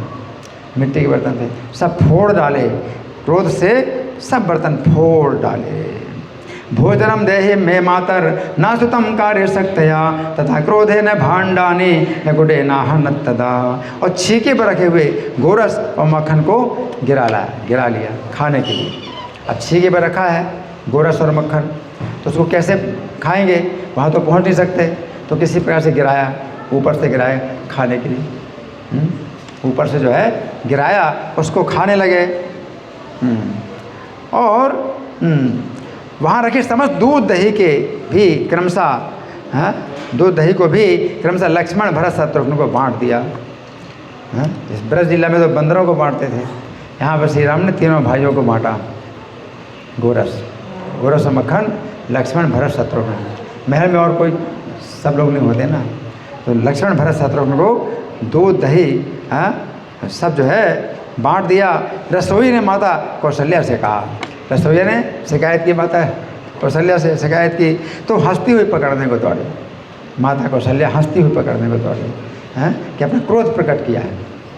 तो जब बालक जो है घर का नुकसान करता है, क्रोध प्रकट करता है, तो माता को और प्रेम पैदा होता है। क्योंकि मैंने उसकी इच्छा पूरी नहीं की, और मेरा पुत्र जो है उसकी इच्छा पहले पूरी होनी चाहिए और मैंने पूरी नहीं की, तो अपना जो है वो दोष मानती है माता, और बालक ने जितना उत्पाद किया है वो जो है उसका गुण मानती है, कि उसने अपना अधिकार तो माना, उसने अपना अधिकार माना कि मेरा जो है माता के ऊपर अधिकार है कि मैं जब कहूँ कुछ तो तुरंत काम होना चाहिए। तो माता का जो है सौभाग्य है, माता अपना सौभाग्य मानती है कि मेरा पुत्र मेरे ऊपर अपना अधिकार मानता है, कि पूरा अधिकार, कि जिस समय जो चाहे तुरंत काम होना चाहिए। तो माता कौशल्या हंस रही हैं और हंस करके पुत्र को पकड़ने के लिए दौड़ी। शिक्षस्थम पातयामास गव्यम च नवनीतकम लक्ष्मणाय दधो रामो भरताय यथाक्रमम शत्रुघ्नाय दधो पश्चात रतिदुग्धम दधैव च शोधेन कथिते मात्रे हास्यम कृत्वा प्रधावती। रसोई ने तो कुछ शिकायत की थी गंभीर समझ करके कि एक गंभीर कार्य हो गया कि पुत्र को जो है कुछ समझाएं या कुछ डांटें। ये माता जो है उसमें नहीं सोच रही हैं, वो तो हंस करके पकड़ने को दौड़ रही हैं माता, है ना, हंसती हुई पकड़ने को दौड़ी, है ना। और पकड़ने को दौड़ी तो पकड़ने का जो है एक बहाना मिल गया। वास्तव में पकड़ना ही बहुत बड़ा सुख है। माता जो है कृष्ण को राम को अगर पकड़ रही हैं तो इसे बहुत बड़ा सुख है, लेकिन पकड़ने के लिए एक बहाना जो है मिल गया कि इसने चंचलता की है ना, तो मैं दंड दूंगी, है। तो वो सुख जो है वो माता के लिए बहुत बड़ा सुख है कि इस बहाने वो पकड़ने को दौड़ रही है ना। तो माता पकड़ने को दौड़ी। हास्यम कृत्वा प्रधावती, तो हंसी, माता कौशल्या हंसी। तो रसोई को अजीब लगा कि माता हंस रही है। रसोई को तो सोचिए माता को जो है थोड़ा लगेगा, बुरा लगेगा कि राम ने ऐसा कार्य किया, तो माता क्यों हंस रही, तो वो आश्चर्य लग रहा है ना। माता को आती देखकर सब बालक भाग गए। जब माता आ रही तो सब बालक भाग। कितने बालक थे? 4 बालक थे। तो सभी बालक भाग गए। माता को आती देखकर सब बालक भाग गए। माता कौशल्या भी उनके पीछे दौड़ी, किंतु वे पग पग पर फिसलने लगी। माता पग पग पर फिसलने लगी। बालक तो इतनी तेज़ नहीं दौड़ पाते हैं, लेकिन माता भी जो है पकड़ ना पाए, है ना, तो माता के पैर क्या हैं, फिसल रहे हैं। ऐसा कई बार सपने में भी होता है। सपने में आप जो है मन कोई शेर आ रहा है और आप भाग रहे हैं, तो आप भाग नहीं पाते हैं। आप पैर चला रहे हैं, पैर जो है जैसे ज़मीन में चिपक रहे हों, ऐसे आप भाग नहीं पा रहे हैं। तो यहाँ पर माता यशोदा जो है, माता कौशल्या राम को पकड़ने के लिए दौड़ रहे हैं, लेकिन पग में फिसल रहे हैं। तो फिसलने का मतलब यही है कि पैर आगे बढ़ नहीं पा रहे हैं। पैर जो है ज़मीन में ही कुछ ऐसे हो रहे हैं कि जैसे कि चिपक रहे हों। तो वो जो है पग पग पर फिसलने लगे। आगताम ताम विलोक्याथ है तथा सर्वे पलायितम कौशल्या धावमानापि प्रस्खलंती पदे पदे। अंत में उन्होंने राम को पकड़ लिया। अंत में उन्होंने राम को पकड़ लिया, किंतु कहा कुछ भी नहीं। कहा कुछ भी नहीं। कहें कैसे, क्योंकि क्रोध तो आ ही नहीं सकता, वो तो प्रेम ही प्रेम भरा हुआ है। माता तो पकड़ तो लिया, इस बहाने की चंचलता की है, लेकिन डांटे क्या। तो माता कौशल्या के मुझसे कुछ बात ही नहीं निकली, कुछ शिकायत ही नहीं निकली कि तूने ये शैतानी क्यों की। पकड़ लिया, वही इतना बड़ा सुख था है कि उन्होंने पकड़ लिया राम को। तो इसी में जो है वो बहुत सुखी हो रही हैं। तो श्री राम क्या करते हैं, धीरे धीरे बाल भाव से रोने लगे। धीरे धीरे बाल भाव से रोने लगे हैं। तो राम के अंदर क्या भाव है कि मैंने जो है गलती की है और माता ने इसलिए पकड़ा है मुझे। गलती तो मैंने की है ना, और गलती की है तो गलती क्यों की है, क्योंकि है मेरा ऐसा स्वभाव ही है, बालक का स्वभाव ही गलती करना। तो बाल भाव से धीरे धीरे रोने लगे। रघुनाथम करे धृत्वा किंचन्नो वाच भामिनी बाल भावम समाश्रित्य मंदम मंदम रुरोधः। बाल भावम समाश्रित्य, बालक के भाव का आश्रय लेकर के मंद मंद राम रो रहे हैं। मंद मंद राम रो रहे हैं। तो बालक भाव है। तो क्या भाव है कि माता कुछ बोलेगी मुझे, माता कुछ डांटेगी, माता मुझे दंड देगी। तो मंद मंद भगवान रो रहे हैं। तब उन सबको भयभीत देकर माता ने उन्हें बड़े प्रेम से हृदय लगाकर प्यार किया। भयभीत देखा तो माता के लिए तो बहुत ज़्यादा ये अनिष्ट हो गया कि बालक भयभीत है। अगर बालक भयभीत हो गया, उन्होंने पकड़ा आनंद प्राप्त करने के लिए, और बालक को जो है भयभीत देख रहे हैं, तो माता जो है क्या करती हैं, प्रेम से हृदय लगाकर प्यार किया। इस प्रकार जगत आनंद कारक आनंद घन श्री राम बाल रूप धारण कर राजा दशरथ कौशल्या को आनंदित कर रहे हैं। आनंद घन है। रघुनाथम करे धृत्वा किचिन्नो वाच भामिनी बाल भावम समाश्रित्य मंदम मंदम रुरोधः। ते सर्वे लालिता मात्रा गाढ़ मालिंग यत्नतः एवं आनंद संदोह जगदानंद कार्य कहा। तो माता ने क्या किया, गाढ़ आलिंगन किया। गाढ़ आलिंगन किया, कितना आनंद है वो कस के आलिंगन किया है राम का, बालक का बड़े कस के आलिंगन किया है। इस प्रकार से जो है जगत आनंद कारक आनंद घन श्री राम बाल रूप धारण कर दशरथ कौशल्या को आनंदित करने लगे। तदुपरांत कुछ काल बीतने पर चारों भाइयों ने कौमार अवस्था में प्रवेश किया। अब कौमार अवस्था कितने साल की होगी, 5 वर्ष। 5 वर्ष की अवस्था में आ गए हैं। तो कुछ काल बीतने पर चारों भाई जो है कौमार अवस्था में आ गए, 5 वर्ष की अवस्था में आ गए। माया बाल वपुर धृत्वा रम्या मास दंपति अथ काले न ते सर्वे कौमारम प्रदीपे धीरे। तब वशिष्ठ जी ने उनका उपनयन संस्कार किया। उपनयन संस्कार है। वशिष्ठ जी ने उपनयन संस्कार किया और लीला से ही नर रूप धारण करने वाले संपूर्ण लोकों के स्वामी चारों भाई, समस्त शास्त्रों का मर्म जानने वाले, धनुर्वेद आदि संपूर्ण विद्याओं के पारगामी हो गए बड़ी जल्दी। धनुर्वेद और भी जितनी विद्याएं हैं, उन सब भाइयों में लक्ष्मण जी सेवक भाव से आदरपूर्वक श्री राम का अनुगमन करते थे। लक्ष्मण जी में क्या था? सेवक भाव था। श्री राम मेरे सेव्य हैं, मैं राम का सेवक हूँ। लक्ष्मण जी के अंदर ये भाव है ना। तो राम का अनुगमन करते हैं सेवक भाव से। ये सिखाए नहीं कुछ, ये स्वाभाविक है। लक्ष्मण जी श्री राम का अनुगमन करते हैं, ये मेरे सेव्य हैं, मैं इनका सेवक हूँ, इस भाव से श्री राम का अनुगमन करते हैं। उसी पर शत्रुघ्न जी सदा भरत जी की सेवा में उपस्थित रहते हैं। शत्रुघ्न जी के अंदर सेवा भावना है भरत जी के प्रति, है ना। श्री राम नित्य प्रति लक्ष्मण जी के सहित धनुष बाण और तरकस धारण कर घोड़े पर सवार होकर दुष्ट पशुओं को मारने के लिए वन में जाते हैं। अब 5 वर्ष की अवस्था में जो है क्या हो गए? पारंगत हो गए हैं। घोड़े पर बैठ करके दुष्ट पशुओं को मारने के लिए वन में जाते, उन सिंह व्याघ्र आदि को मारकर उन सब की बात पिताजी को बताते हैं। क्या हे पिता, आज हमने ऐसे ऐसे पशुओं का वध किया है।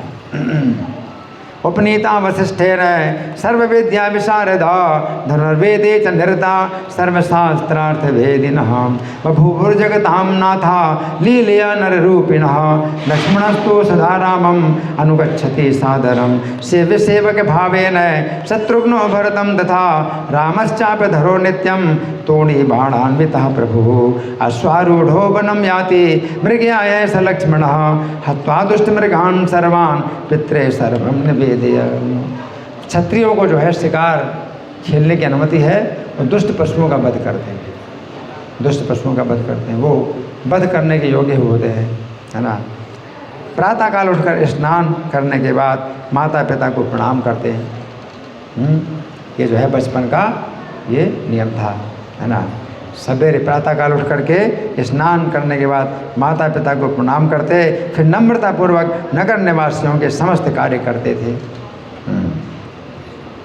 प्रातरोत्थाय सुस्नातः पितरा विवाद च पौरकार्याणि सर्वाणि करोति विनयान्वितः। फिर भाइयों सहित भोजन करके नित्य प्रति मुनिजनों से धर्मशास्त्रों का मर्म सुनते और स्वयं भी उनकी व्याख्या करते। क्या करते हैं? भाइयों सहित भोजन करते हैं, है ना, और फिर मुनियों से धर्मशास्त्रों का मर्म सुनते और फिर व्याख्या भी करते हैं चारों भाई। बंधु भी सहितो नित्यम भुक्त्वा मुनिभिरन्वहं धर्मशास्त्र रहस्याणि शृणोति व्याकरोति च। इस प्रकार अभिकारी परमात्मा ने मनुष्य अवतार लेकर मनुष्यों के आचरण का अनुगमन करते हुए समस्त कार्य किए, पर विचार करके देखा जाए तो कुछ नहीं करते हैं। एवं परात्मा मनुजावतारो मनुष्य लोकाननुसृत्य सर्वं चक्रे विकारी परिणामहीनो विचारे माढ़े न करोति किंचित्। तो कुछ हमने इसमें पाठ किया, क्योंकि राम कथा तो कोई अंत ही नहीं है ना। हमने कुछ पाठ किया, लेकिन हमारे पास समय है, ठीक है, हमारे पास समय है, तो हम लोग अब राम कथा का मंथन कर सकते हैं। हमने जो सुना है या जो नहीं सुना है राम के संबंध में हम कुछ चर्चा कर सकते हैं। तो आप लोगों की ओर से कोई प्रश्न है या कोई चर्चा है, कोई मंथन है, या मैं प्रश्न करूँ? हाँ जी, माता जी।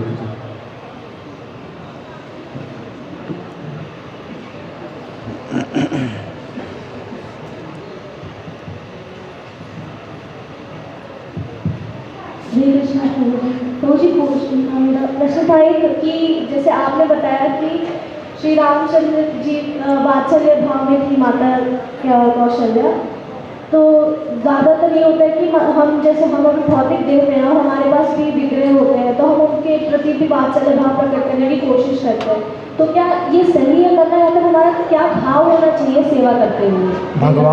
भगवान अर्चा विग्रह के रूप में वे आश्रित होते हैं, भक्तों के आश्रित होते हैं। तो कोई जो है स्वामी भाव भी धारण कर सकते हैं, घर के हमारे स्वामी हैं, तो इस तरह से भी घर के मालिक के रूप में भी उनका जो है सेवा कर सकते हैं, अपना जो है भगवान को पिता मान करके सेवा कर सकते हैं, और अपना भाई मान करके सेवा कर सकते हैं, अपना पुत्र मान करके सेवा कर सकते हैं। तो किसी भी भाव में तो भगवान जो कि आश्रित हैं, तो जो है अर्चा विग्रह के रूप में भगवान को जो है आप किसी भी रूप में आप अगर संबंध बनाते हैं तो वे निराश नहीं करते।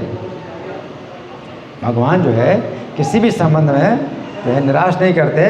कोई अगर उनको जो है अनन्य सेवा करता है। ज्ञात्वा ज्ञात्वा तो यो वै माम यावान यश्चास्मि तत्वतः भजन तरन्य भावे न ते में भक्त तमामता। तो कोई मुझे जाने तत्व से कि मैं कौन हूँ और कैसा हूँ, या ना जाने, लेकिन अनन्य भाव से मेरी सेवा करता है, वो मेरा सबसे बड़ा भक्त है। तो किसी भी भाव से आप भगवान को जो है मान सकते हैं, लेकिन वो अनुकूलन क्या है, अनुकूलन कृष्णानुशीलनम भक्तिरोत्तमा। तो भगवान का अनुशीलन अनुकूल भाव में करना है। आप उनको सुख पहुंचाना चाहते हैं, आप उनको जो है तकलीफ़ ना हो, यही चिंता करते हैं उनको तकलीफ़ ना हो, तो अनुकूल भाव में अनुकूलन कृष्णानुशीलनम भक्तिरोत्तमा, उत्तम भक्ति है कि आप उनको सुख पहुंचाना चाहते हैं, है ना। तो वो भावना होनी चाहिए। उनको ठंडी लग रही होगी, हैं, तो आपको चिंता होती है, उनको ठंडी लग रही होगी, चाहे अपना पुत्र मान लो, चाहे अपना भाई मान लो, चाहे कोई भी मान लो, उनको ठंडी लग रही होगी, तो आप अनुकूल भाव में, हाँ अभी उनको गर्मी लग रही होगी, है ना, तो हमें ठंडा, हमें पंखा चाहिए तो उनको क्या पंखा नहीं चाहिए, अगर हमें एसी चाहिए तो उनको एसी नहीं चाहिए। तो अपनी तरह जो है आप उनको मान करके, और उनके लिए कौन करेगा, मैं तो अपने लिए खा लूँगा, बना लूँगा, है ना, खा लूँगी, बना लूँगी, तो उनके लिए कौन, मुझे ही बनाना होगा, उनको खिलाना होगा। अगर नहीं खिलाऊंगे तो कैसे खाएंगे। तो पुत्र भाव में जो है भगवान की पूजा की जा सकती है। और जैसे मथुरा में जन्म स्थान है, तो भगवान जो है बालक रूप में ही उनकी मूर्ति है, तो वो तो विशेष रूप से वो बाल्य भाव में भगवान आकर्षित करते हैं कि उनको पुत्र मानो,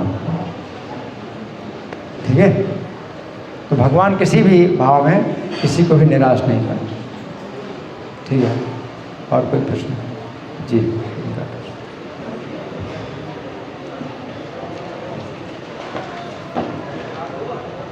मैंने ऐसा सुना है कि मतलब एक बार है जो माता जी ने मतलब भगवान को नरसिंह देव के रूप में, बाल रूप में है जो देखने की इच्छा की थी, ऐसा मतलब भगवान है जो नरसिंह देव के रूप में बाल रूप में प्रकट हुआ, ऐसा मैंने सुना है। तो ये कितना तक सही है, आप इसके बारे में? अच्छा, किसी माता ने ऐसा सोचा है? हाँ, अगर कोई ऐसा सोचता है तो जो है भगवान जो है उसकी इच्छा पूरी करते हैं, लेकिन ऐसा नहीं कि तुरंत इच्छा पूरी करें, ये जरूरी नहीं कि तुरंत इच्छा पूरी करें, वो कई जन्मों के बाद इच्छा पूरी करें। सब जीवों की इच्छाएं भगवान पूरी करते हैं, गलत सही जितनी इच्छाएं सब, एको बहुनाम यो विदधाति कामान। भगवान एक हैं और सब प्राणियों की जितनी भी इच्छाएं पहले हुई हैं उन सब का जो है स्टोर भगवान करते हैं, सब कुछ सेव करते हैं, उनके कंप्यूटर में सब सेव है, सब सेव किया हुआ है। लेकिन वो जरूरी नहीं कि वो तुरंत ही पूरी करें, है ना। तो प्रहलाद जी के सामने जो है नरसिंह भगवान जब प्रकट हुए रक्षा के लिए, तो कुछ कारण ऐसे बन गए, और प्रहलाद जी की कैसी भक्ति थी। तो ऐसा ज़रूरी नहीं है कि वो भगवान तुरंत ही इस रूप में हो जाए, ऐसा नहीं है। लेकिन जहाँ तक सेवा की भावना होती है, आपकी सेवा की भावना है, तो भगवान आपकी सेवा स्वीकार करते हैं, ठीक है ना। लेकिन आपकी इच्छा है ये, तो वो आपकी इच्छा जो है अपनी स्वतंत्र इच्छा है कि आप ऐसा हो। तो इसमें तो हम जो है फिर उनसे प्रार्थना कर सकते हैं, हम भी रोज़ प्रार्थना करते हैं, यदि आप चाहें तो हाँ हम अनन्य भक्ति में लगे रहें, है ना। तो यदि आप चाहें तो हम उनके ऊपर अपनी इच्छा थोप नहीं सकते, है ना, अपना आदेश नहीं दे सकते कि हमारी इच्छा है, हमारी इच्छा पूरी करो, हैं। वो उनकी इच्छा पर है, यदि आप चाहें तो ऐसा हो। तो हम ये कर सकते हैं, ठीक है। और हमें अपनी सेवा में लगाओ, ये हमारी रो रो करके हमारी प्रार्थना होती है। हरे कृष्ण मंत्र का जाप करते हैं तो एक प्रकार से हमारा रोना होता है ये, और अपनी सेवा में लगाओ, ये भी जो है हमारी पुकार होती है। नहीं तो माया की सेवा में आप किसी भी भाव से आप सेवा करते हैं, आप पुत्रमान की सेवा करते हैं, अपना मित्र, भाई, पिता, स्वामी, किस भाव से सेवा करते हैं, अगर आपके अंदर सेवा की भावना विकसित हो तो बाकी कुछ नहीं है कि भाई उनको तत्व से जानना जरूरी है ना। ज्ञात्वा ज्ञात्वा तो यो वे माम यावान्य शास्त्र तत्वतः भजन अनन्य भावेन ते में भक्तता मामता। अनन्य भाव से भजन करते, तो अन्य और किसी की सेवा नहीं, भगवान की सेवा में आपका कोई भी भाव होता है तो भगवान जो है उसको स्वीकार करते हैं, ठीक है। शास्त्रों में ऐसा वर्णन है कि मतलब नरसिंहदेव भगवान का अपीयरेंस के पीछे ये भी बताया जाता है, शास्त्रों में बोला जाता है कि नरसिंहदेव भगवान को बाल रूप में है जो प्राप्त करने की ऐसी इच्छा थी, तो नरसिंहदेव भगवान बाल रूप में प्रकट हुए। हाँ, ये भी जैसे यशोदा माता है, ये भी भगवान की भी इच्छाएं अनेक प्रकार की होती हैं। भगवान के अंदर भी अनेक प्रकार की इच्छाएं होती हैं, और वो इच्छा जो है वो भक्तों के अंदर पैदा करते हैं कि वो इस प्रकार से भगवान के साथ स्नेह करें, संबंध बनाएं, ठीक है जी। और कोई प्रश्न? मैं प्रश्न करूँ? और जिसने प्रश्न नहीं किया वो? हाँ जी, बिल्कुल।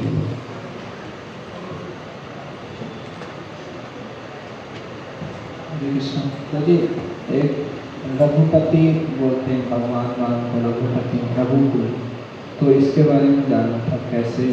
रघुपति शब्द का अर्थ क्या है, आप ये पूछ रहे हैं?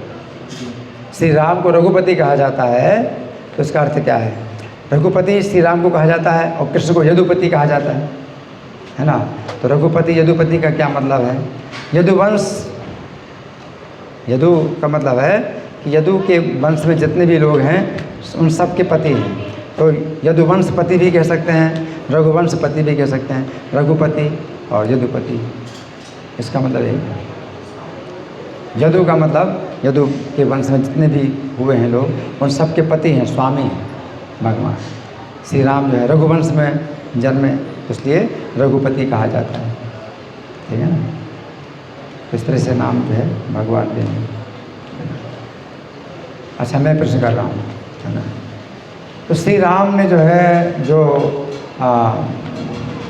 वर दिया, ब्रह्मा जी ने प्रार्थना की कि रावण आदि राक्षसों का वध करें भगवान, तो उन्होंने अवतार लिया।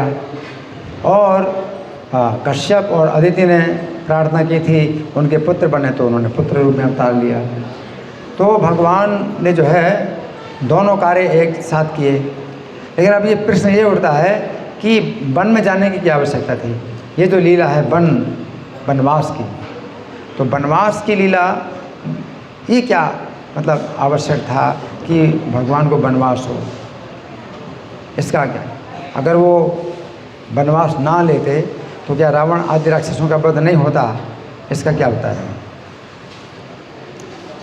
क्या वनवास लेना जरूरी था? श्री राम के लिए वनवास करना जरूरी था कि वे रावण आदि राक्षसों का वध करें, या बिना वनवास के वो अयोध्या के राजा बन जाते हैं? हाँ जी, आप बताइए माता जी, इनको माइक दीजिए। माइक।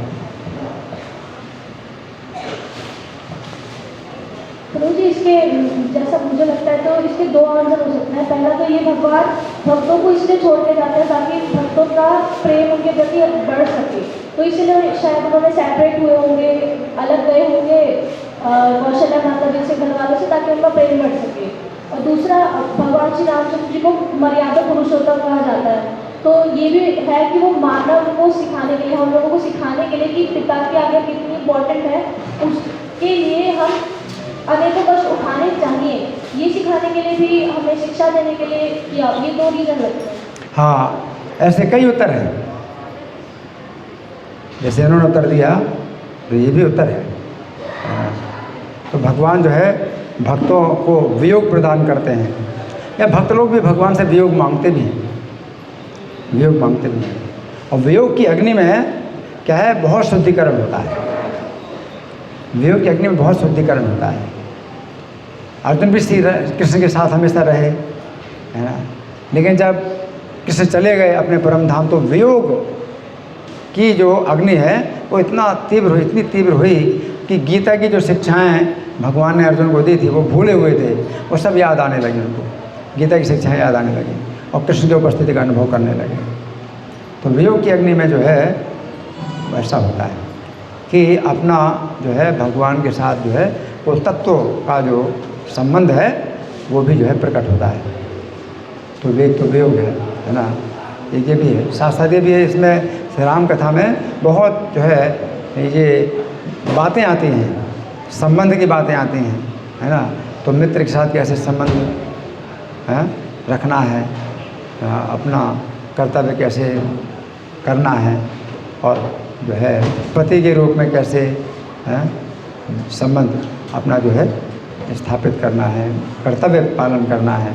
तो ये बड़े जो है इसमें ऐसे बिंदु आते हैं जिनसे कि राम कथा का जो है बड़ा महत्व होता है, शिक्षा के रूप में बहुत महत्व होता है राम कथा का। जी हाँ जी, और कोई प्रश्न? ठीक है, आप प्रश्न। वन में बहुत सारे ऋषि महर्षि थे जो कई हजारों साल से तपस्या कर रहे थे और वो भगवान को प्राप्त करना चाहते थे। तो चूँकि भगवान को उनको दर्शन देना था, तो इसलिए भगवान ने जो ये वन की लीला की। हाँ, ये भी उत्तर है, ये भी उत्तर है कि बहुत से तपस्वी लोग थे जो कि जो है भगवान के जो है दर्शन के योग्य थे, तो भगवान जो है उनको दर्शन देते हैं, ये भी उत्तर है।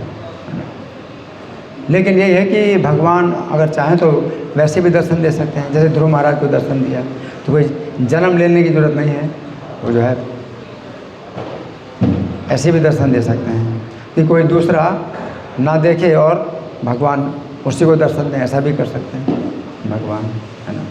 तो भगवान के जो है सब प्रकार अनेक उपाय होते हैं, किसी भी कार्य करने के अनेक उपाय होते हैं श्री राम का। और कोई प्रश्न?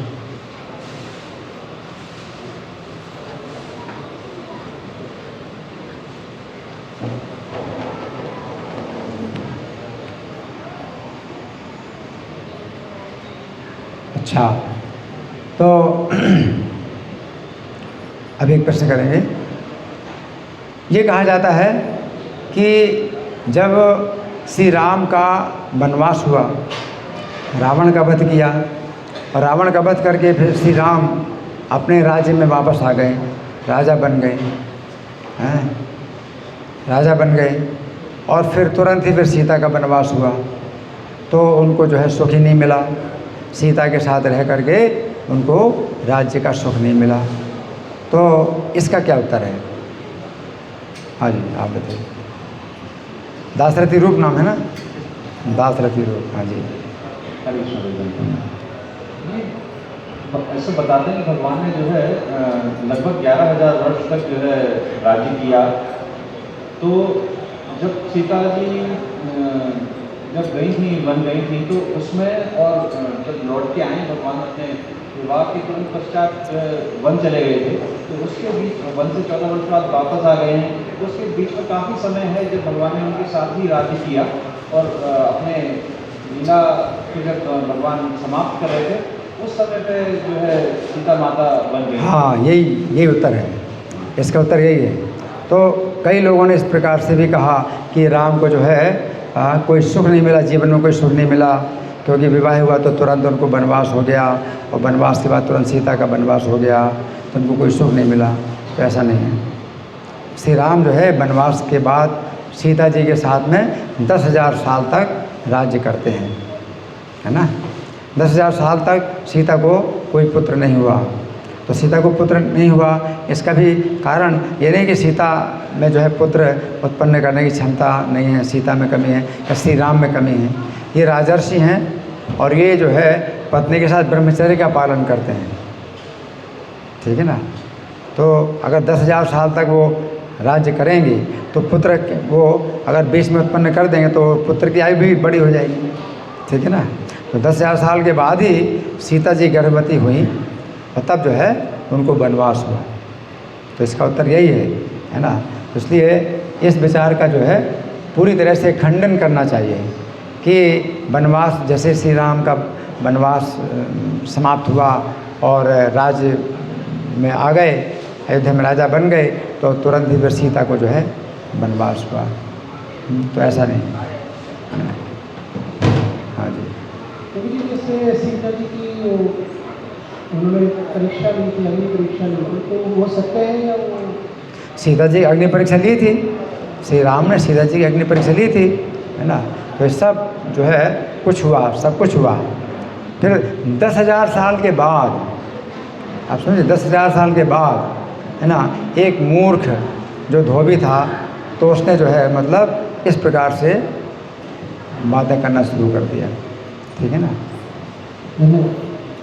तो कोई मूर्ख है जिस प्रकार की बातें कर रहा है ना। लेकिन श्री राम जो है इस बात से बहुत व्यथित हुए कि उसने श्री राम को स्त्री लोभी कहा। स्त्री लोभी हैं, श्री राम स्त्री लोभी हैं, है ना। तो और तो सब बातों का जो है उत्तर था, लेकिन स्त्री के लोभी हैं श्री राम, ये जो है उनके लिए बहुत जो है कष्टकारक था। और स्त्री लोभी अगर श्री राम अगर वो इस तरह से अगर माने तो फिर प्रजा के लिए बड़ा अनिष्ट है, क्योंकि राम वो या तो राम की निंदा करेंगे, स्त्री लोभी हैं, तो इसमें बड़ा अनिष्ट होगा। अगर राम की निंदा नहीं करेंगे तो वो भी स्त्री लोभी हो जाएंगे, तो स्त्री में लोभ करेंगे तो इसमें भी अनिष्ट होगा। तो दोनों प्रकार से अनिष्ट है। तो श्री राम ने जो है सीता का त्याग करके ये दिखाया कि वे जो है स्त्री लोभी नहीं है ना। वो पूर्ण रूप से समर्पित थे, प्रजा की रक्षा के लिए पूर्ण रूप से समर्पित थे। तो ये जो है जब राजा जो है अपना इस प्रकार का चरित्र प्रकट करता है तो प्रजा के लिए फिर बड़ा आदर्श होता है ना। ठीक है, धन्यवाद। अच्छा, आपका प्रश्न है जी। हरे कृष्ण।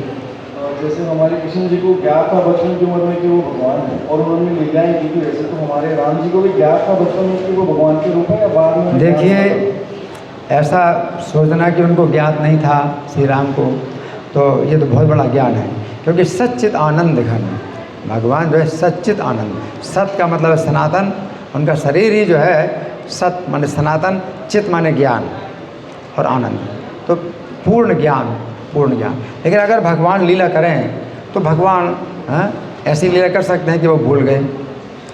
तो वृंदा देवी ने साथ दिया था भगवान को कि आपका एक ऐसा भी अवतार होगा जिसमें आप अपने को बिल्कुल भूल जाएंगे। तो भगवान ने भूलने की लीला की। तो आप कोई बात जानते हैं तो भूलने में आपको कोई दिक्कत नहीं। अगर आप भूल गए सच में तो जानना बड़ा मुश्किल है। अगर आप सब कुछ जानते हैं और फिर भी अगर भूलना चाहें तो उसमें क्या दिक्कत है भूलने में, ठीक है ना। तो भगवान जो है अगर भूल गए अपने आप को तो वृंदा के साप को स्वीकार कर लिया उन्होंने, है ना। तो वो अपने को भूल गए, है ना। तो भूलने में कोई दिक्कत नहीं है, ठीक है। हम कहते हैं आप इस बात को भूल जाओ, कई बार हम बोलते हैं इस बात को भूल जाओ। तो भूलने का मतलब ये है कि दिमाग से निकाल दिया, है ना। और वो उस तरह से आप जो है चेष्टा कर रहे हैं कि जैसे आपको पता नहीं। तो श्री राम जो है अगर अपने भूल गए तो ऐसा नहीं है कि कोई भी समय ऐसा होता है कि भगवान जो है नहीं जानते हैं। भगवान हर समय और हर समय की बात जानते हैं। वेदा हम समतीतानि वर्तमानानि चार, मैं सब प्राणियों को, सब जीवों को जानता हूँ और सब समय की बातें जानता हूँ। भगवान जो है आपके भी इस जीवन की हर बात जानते हैं और कितने जन्म आपने लिए और हर जन्म की हर बात को आप भगवान जानते हैं। और सब जीवों के लिए जितने भी जीव हुए हैं, उनके जितने भी जन्म हुए हैं, हर जीव के प्रत्येक जन्म की प्रत्येक बात को भगवान जानते हैं। और आप अपने कल की घटना भी आपको याद नहीं रहती। कल आए इसी समय, अगर आप रोज़ क्लास में नहीं बैठते, इस समय आप कल कहाँ थे इसी समय, तो आपको दिमाग में जोर डालना पड़ेगा। तो भगवान को कुछ भी जोर नहीं डालना पड़ता। भगवान जो जानना चाहते हैं सब कुछ जानते हैं। जैसे वो जब जन्म हुआ था तो माता जी ने उनके 4 बजाए, लेकिन उन्होंने चाहा था कि वो बच्चे की तरह है, तो उसी तरह से मैं जानता हूँ जो वो बचपन में थे तो उसी तरह की उनकी इच्छा थी कि वैसे ही रहें जैसे बाकी बच्चे हैं। हाँ, लीला। तो भगवान जो इस प्रकार की लीलाओं से जो है भक्तों को आनंद देते हैं और स्वयं भी आनंद प्राप्त करते हैं। भगवान भी जो है भक्तों का वात्सल्य स्नेह पाना चाहते हैं। उनके तो माता पिता नहीं हैं कि वो किसी भक्त को माता पिता बना करके उनका भी वात्सल्य भाव का आनंद लेते हैं। ठीक है ना? अपने भक्तों को सुख प्रदान करते हैं, पुत्र का सुख प्रदान करते हैं, और वे भी जो है सुख प्राप्त करते हैं, पिता का सुख प्राप्त करते हैं। हाँ माता जी।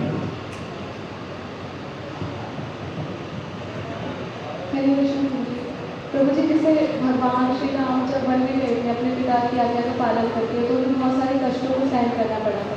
वैसे ही जब हम अपने स्पिरिचुअल मास्टर की आज्ञा का पालन करने का प्रयास करते हैं तो बहुत सारे कष्ट आते हैं, तो उन कष्टों को कैसे सहन करें प्रभु जी?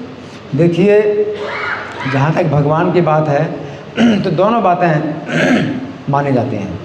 भगवान को कोई कष्ट नहीं है। जब भगवान वन में जा रहे हैं, इस रामायण में वर्णन है कि कुछ जो अवध निवासी हैं वो यही सोचते हैं कि इतने सुकुमार हैं और राजा के भवन में जन्मे पले, अब वनवास के कष्टों को कैसे सहन करेंगे। तो ये भी भावना है जो कि जिससे भगवान प्रसन्न होते हैं कि उनको चिंता होती है भगवान इतने कष्ट कैसे सहन करेंगे। कुछ जो नगर निवासी थे, अवधवासी, तो वो जो है ये कहते थे नहीं, इन्होंने पहले शूकर रूप भी धारण किया था, इन्होंने पहले शूकर रूप धारण किया था, पृथ्वी को पूरा निकाला था, इनको क्या कष्ट, इनको क्या, इन्होंने तो शूकर रूप धारण करके पूरी पृथ्वी को जो है समुद्र से बाहर निकाला था, तो इनको वन में रहने का क्या कष्ट है। तो वो भी जो है एक भाव है और भगवान इसको भी स्वीकार करते हैं। तो दोनों प्रकार की बातें हैं, ठीक है ना। तो भगवान ने जो है कष्ट सहन किए, और वो भी एक है कि मनुष्य लीला में जो है उन्होंने ये दिखाया है ना। और बाकी जो है गुरु की आज्ञा से हम कैसे कष्ट सहन करें, इस संबंध में तो अपनी क्षमता आपको देखनी है और उस तरह से बताना भी है। जैसे नारद जी ने ध्रुव महाराज को आदेश दिया कि तुम 5 साल की अवस्था में तुम जो वन में आए हो, ये अवस्था नहीं है वन में आने की, तुम अभी घर में जाओ और घर में जो है अपने घर में रहो और इन बातों को भूल जाओ। ये अवस्था तो भूलने की है कि माता ने तुम्हें ऐसे वचन कहे, ना पिता ने आपको गोद में नहीं लिया, तो ये तो भूलने की अवस्था है। लेकिन ध्रुव महाराज ने उत्तर दिया कि आपने जो है मेरे हित के लिए जो कुछ बताया, इसमें तो मेरा परम हित है, परंतु मैं क्षत्रिय स्वभाव का हूँ और सुरुचि के जो वचन बाण हैं मेरे हृदय में जो है वो घाव कर चुके हैं और वो निकल नहीं रहे, मैं घर में नहीं जा सकता ऐसी स्थिति में। तब नारद जी ने सोचा कि हाँ, ये बालक क्षत्रिय का बालक है और क्षत्रिय के अंदर जो है वो प्रतिशोध की भावना रहती है बहुत ज़्यादा। तब उनका ठीक है, तुम जो है वन में रहो। तो इसका मतलब क्या है कि अगर आपको कुछ आदेश मिलता है तो आपको भी देखना होगा कि आप जो है कितने समर्थ हैं, आपकी सामर्थ्य कितनी है, कितना कर सकते हैं, कितना नहीं कर सकते हैं, आपको ही बताना पड़ेगा। और नहीं तो वे तमोगुणी ये कर्म होता है अनुबंधम क्षेम हिंसाम अनपेक्षिता पौरुषम उहादारा भित्ते कर्म यत्ताम समझते। Yes sir, yes sir, yes sir, हर बात में हर्ष, यस सर, यस सर, और फिर करने के लिए कुछ भी नहीं, फिर अपनी योग्यता है नहीं उतनी करने की, है ना। अगर मान लो आपसे गुरुजी पूछते हैं कि ठीक है आप चले जाओ यहाँ से दिल्ली से बाहर, वहाँ सेंटर खोलो, यस सर, आपने बोल दिया, तो आपकी क्षमता तो है नहीं कुछ करने की, तो फिर भाग गए, फिर आप ना कुछ कर रहे ना अपना मुंह दिखा रहे, भाग गए। तो इस तरह से नहीं है कि भी गुरु की आज्ञा का हम पालन करें। आपको अपनी भी क्षमता देखनी होती है और उसके अनुसार जो है आपको बताना होता है कि मैं क्या कर पाऊँगा, क्या नहीं कर पाऊँगा। इसलिए कई बार ये पीछे जाता है मेरे योग्य सेवा क्या है, मेरे लायक सेवा जो मैं कर सकूँ। तो कई बार ऐसा प्रश्न किया जाता है कि मुझे जो है मेरे लायक सेवा बताइए कि जो मेरे लायक हो, जिसकी योग्यता मेरे अंदर है ऐसी करो। तो प्रभुपाद जी मतलब देखते थे कि भाई ये कलाकार है, चित्रकार है, चलो आप चित्र बनाओ, तो उनको इस तरह की सेवा देते हैं। कोई पढ़ा लिखा व्यक्ति है तो उसको जो है किताबों की एडिटिंग में लगा दिया, छपाई में लगा दिया, इस तरह से प्रभुपाद देखते हैं कि किसकी कैसी योग्यता है, उसके अनुसार कार्य दिया। पर ब्राह्मण क्षत्रिय वैश्य शूद्र 4 वर्ण भी हैं, आप किस वर्ण के हैं उसके अनुसार आप जो है वो कार्य कर पाते हैं।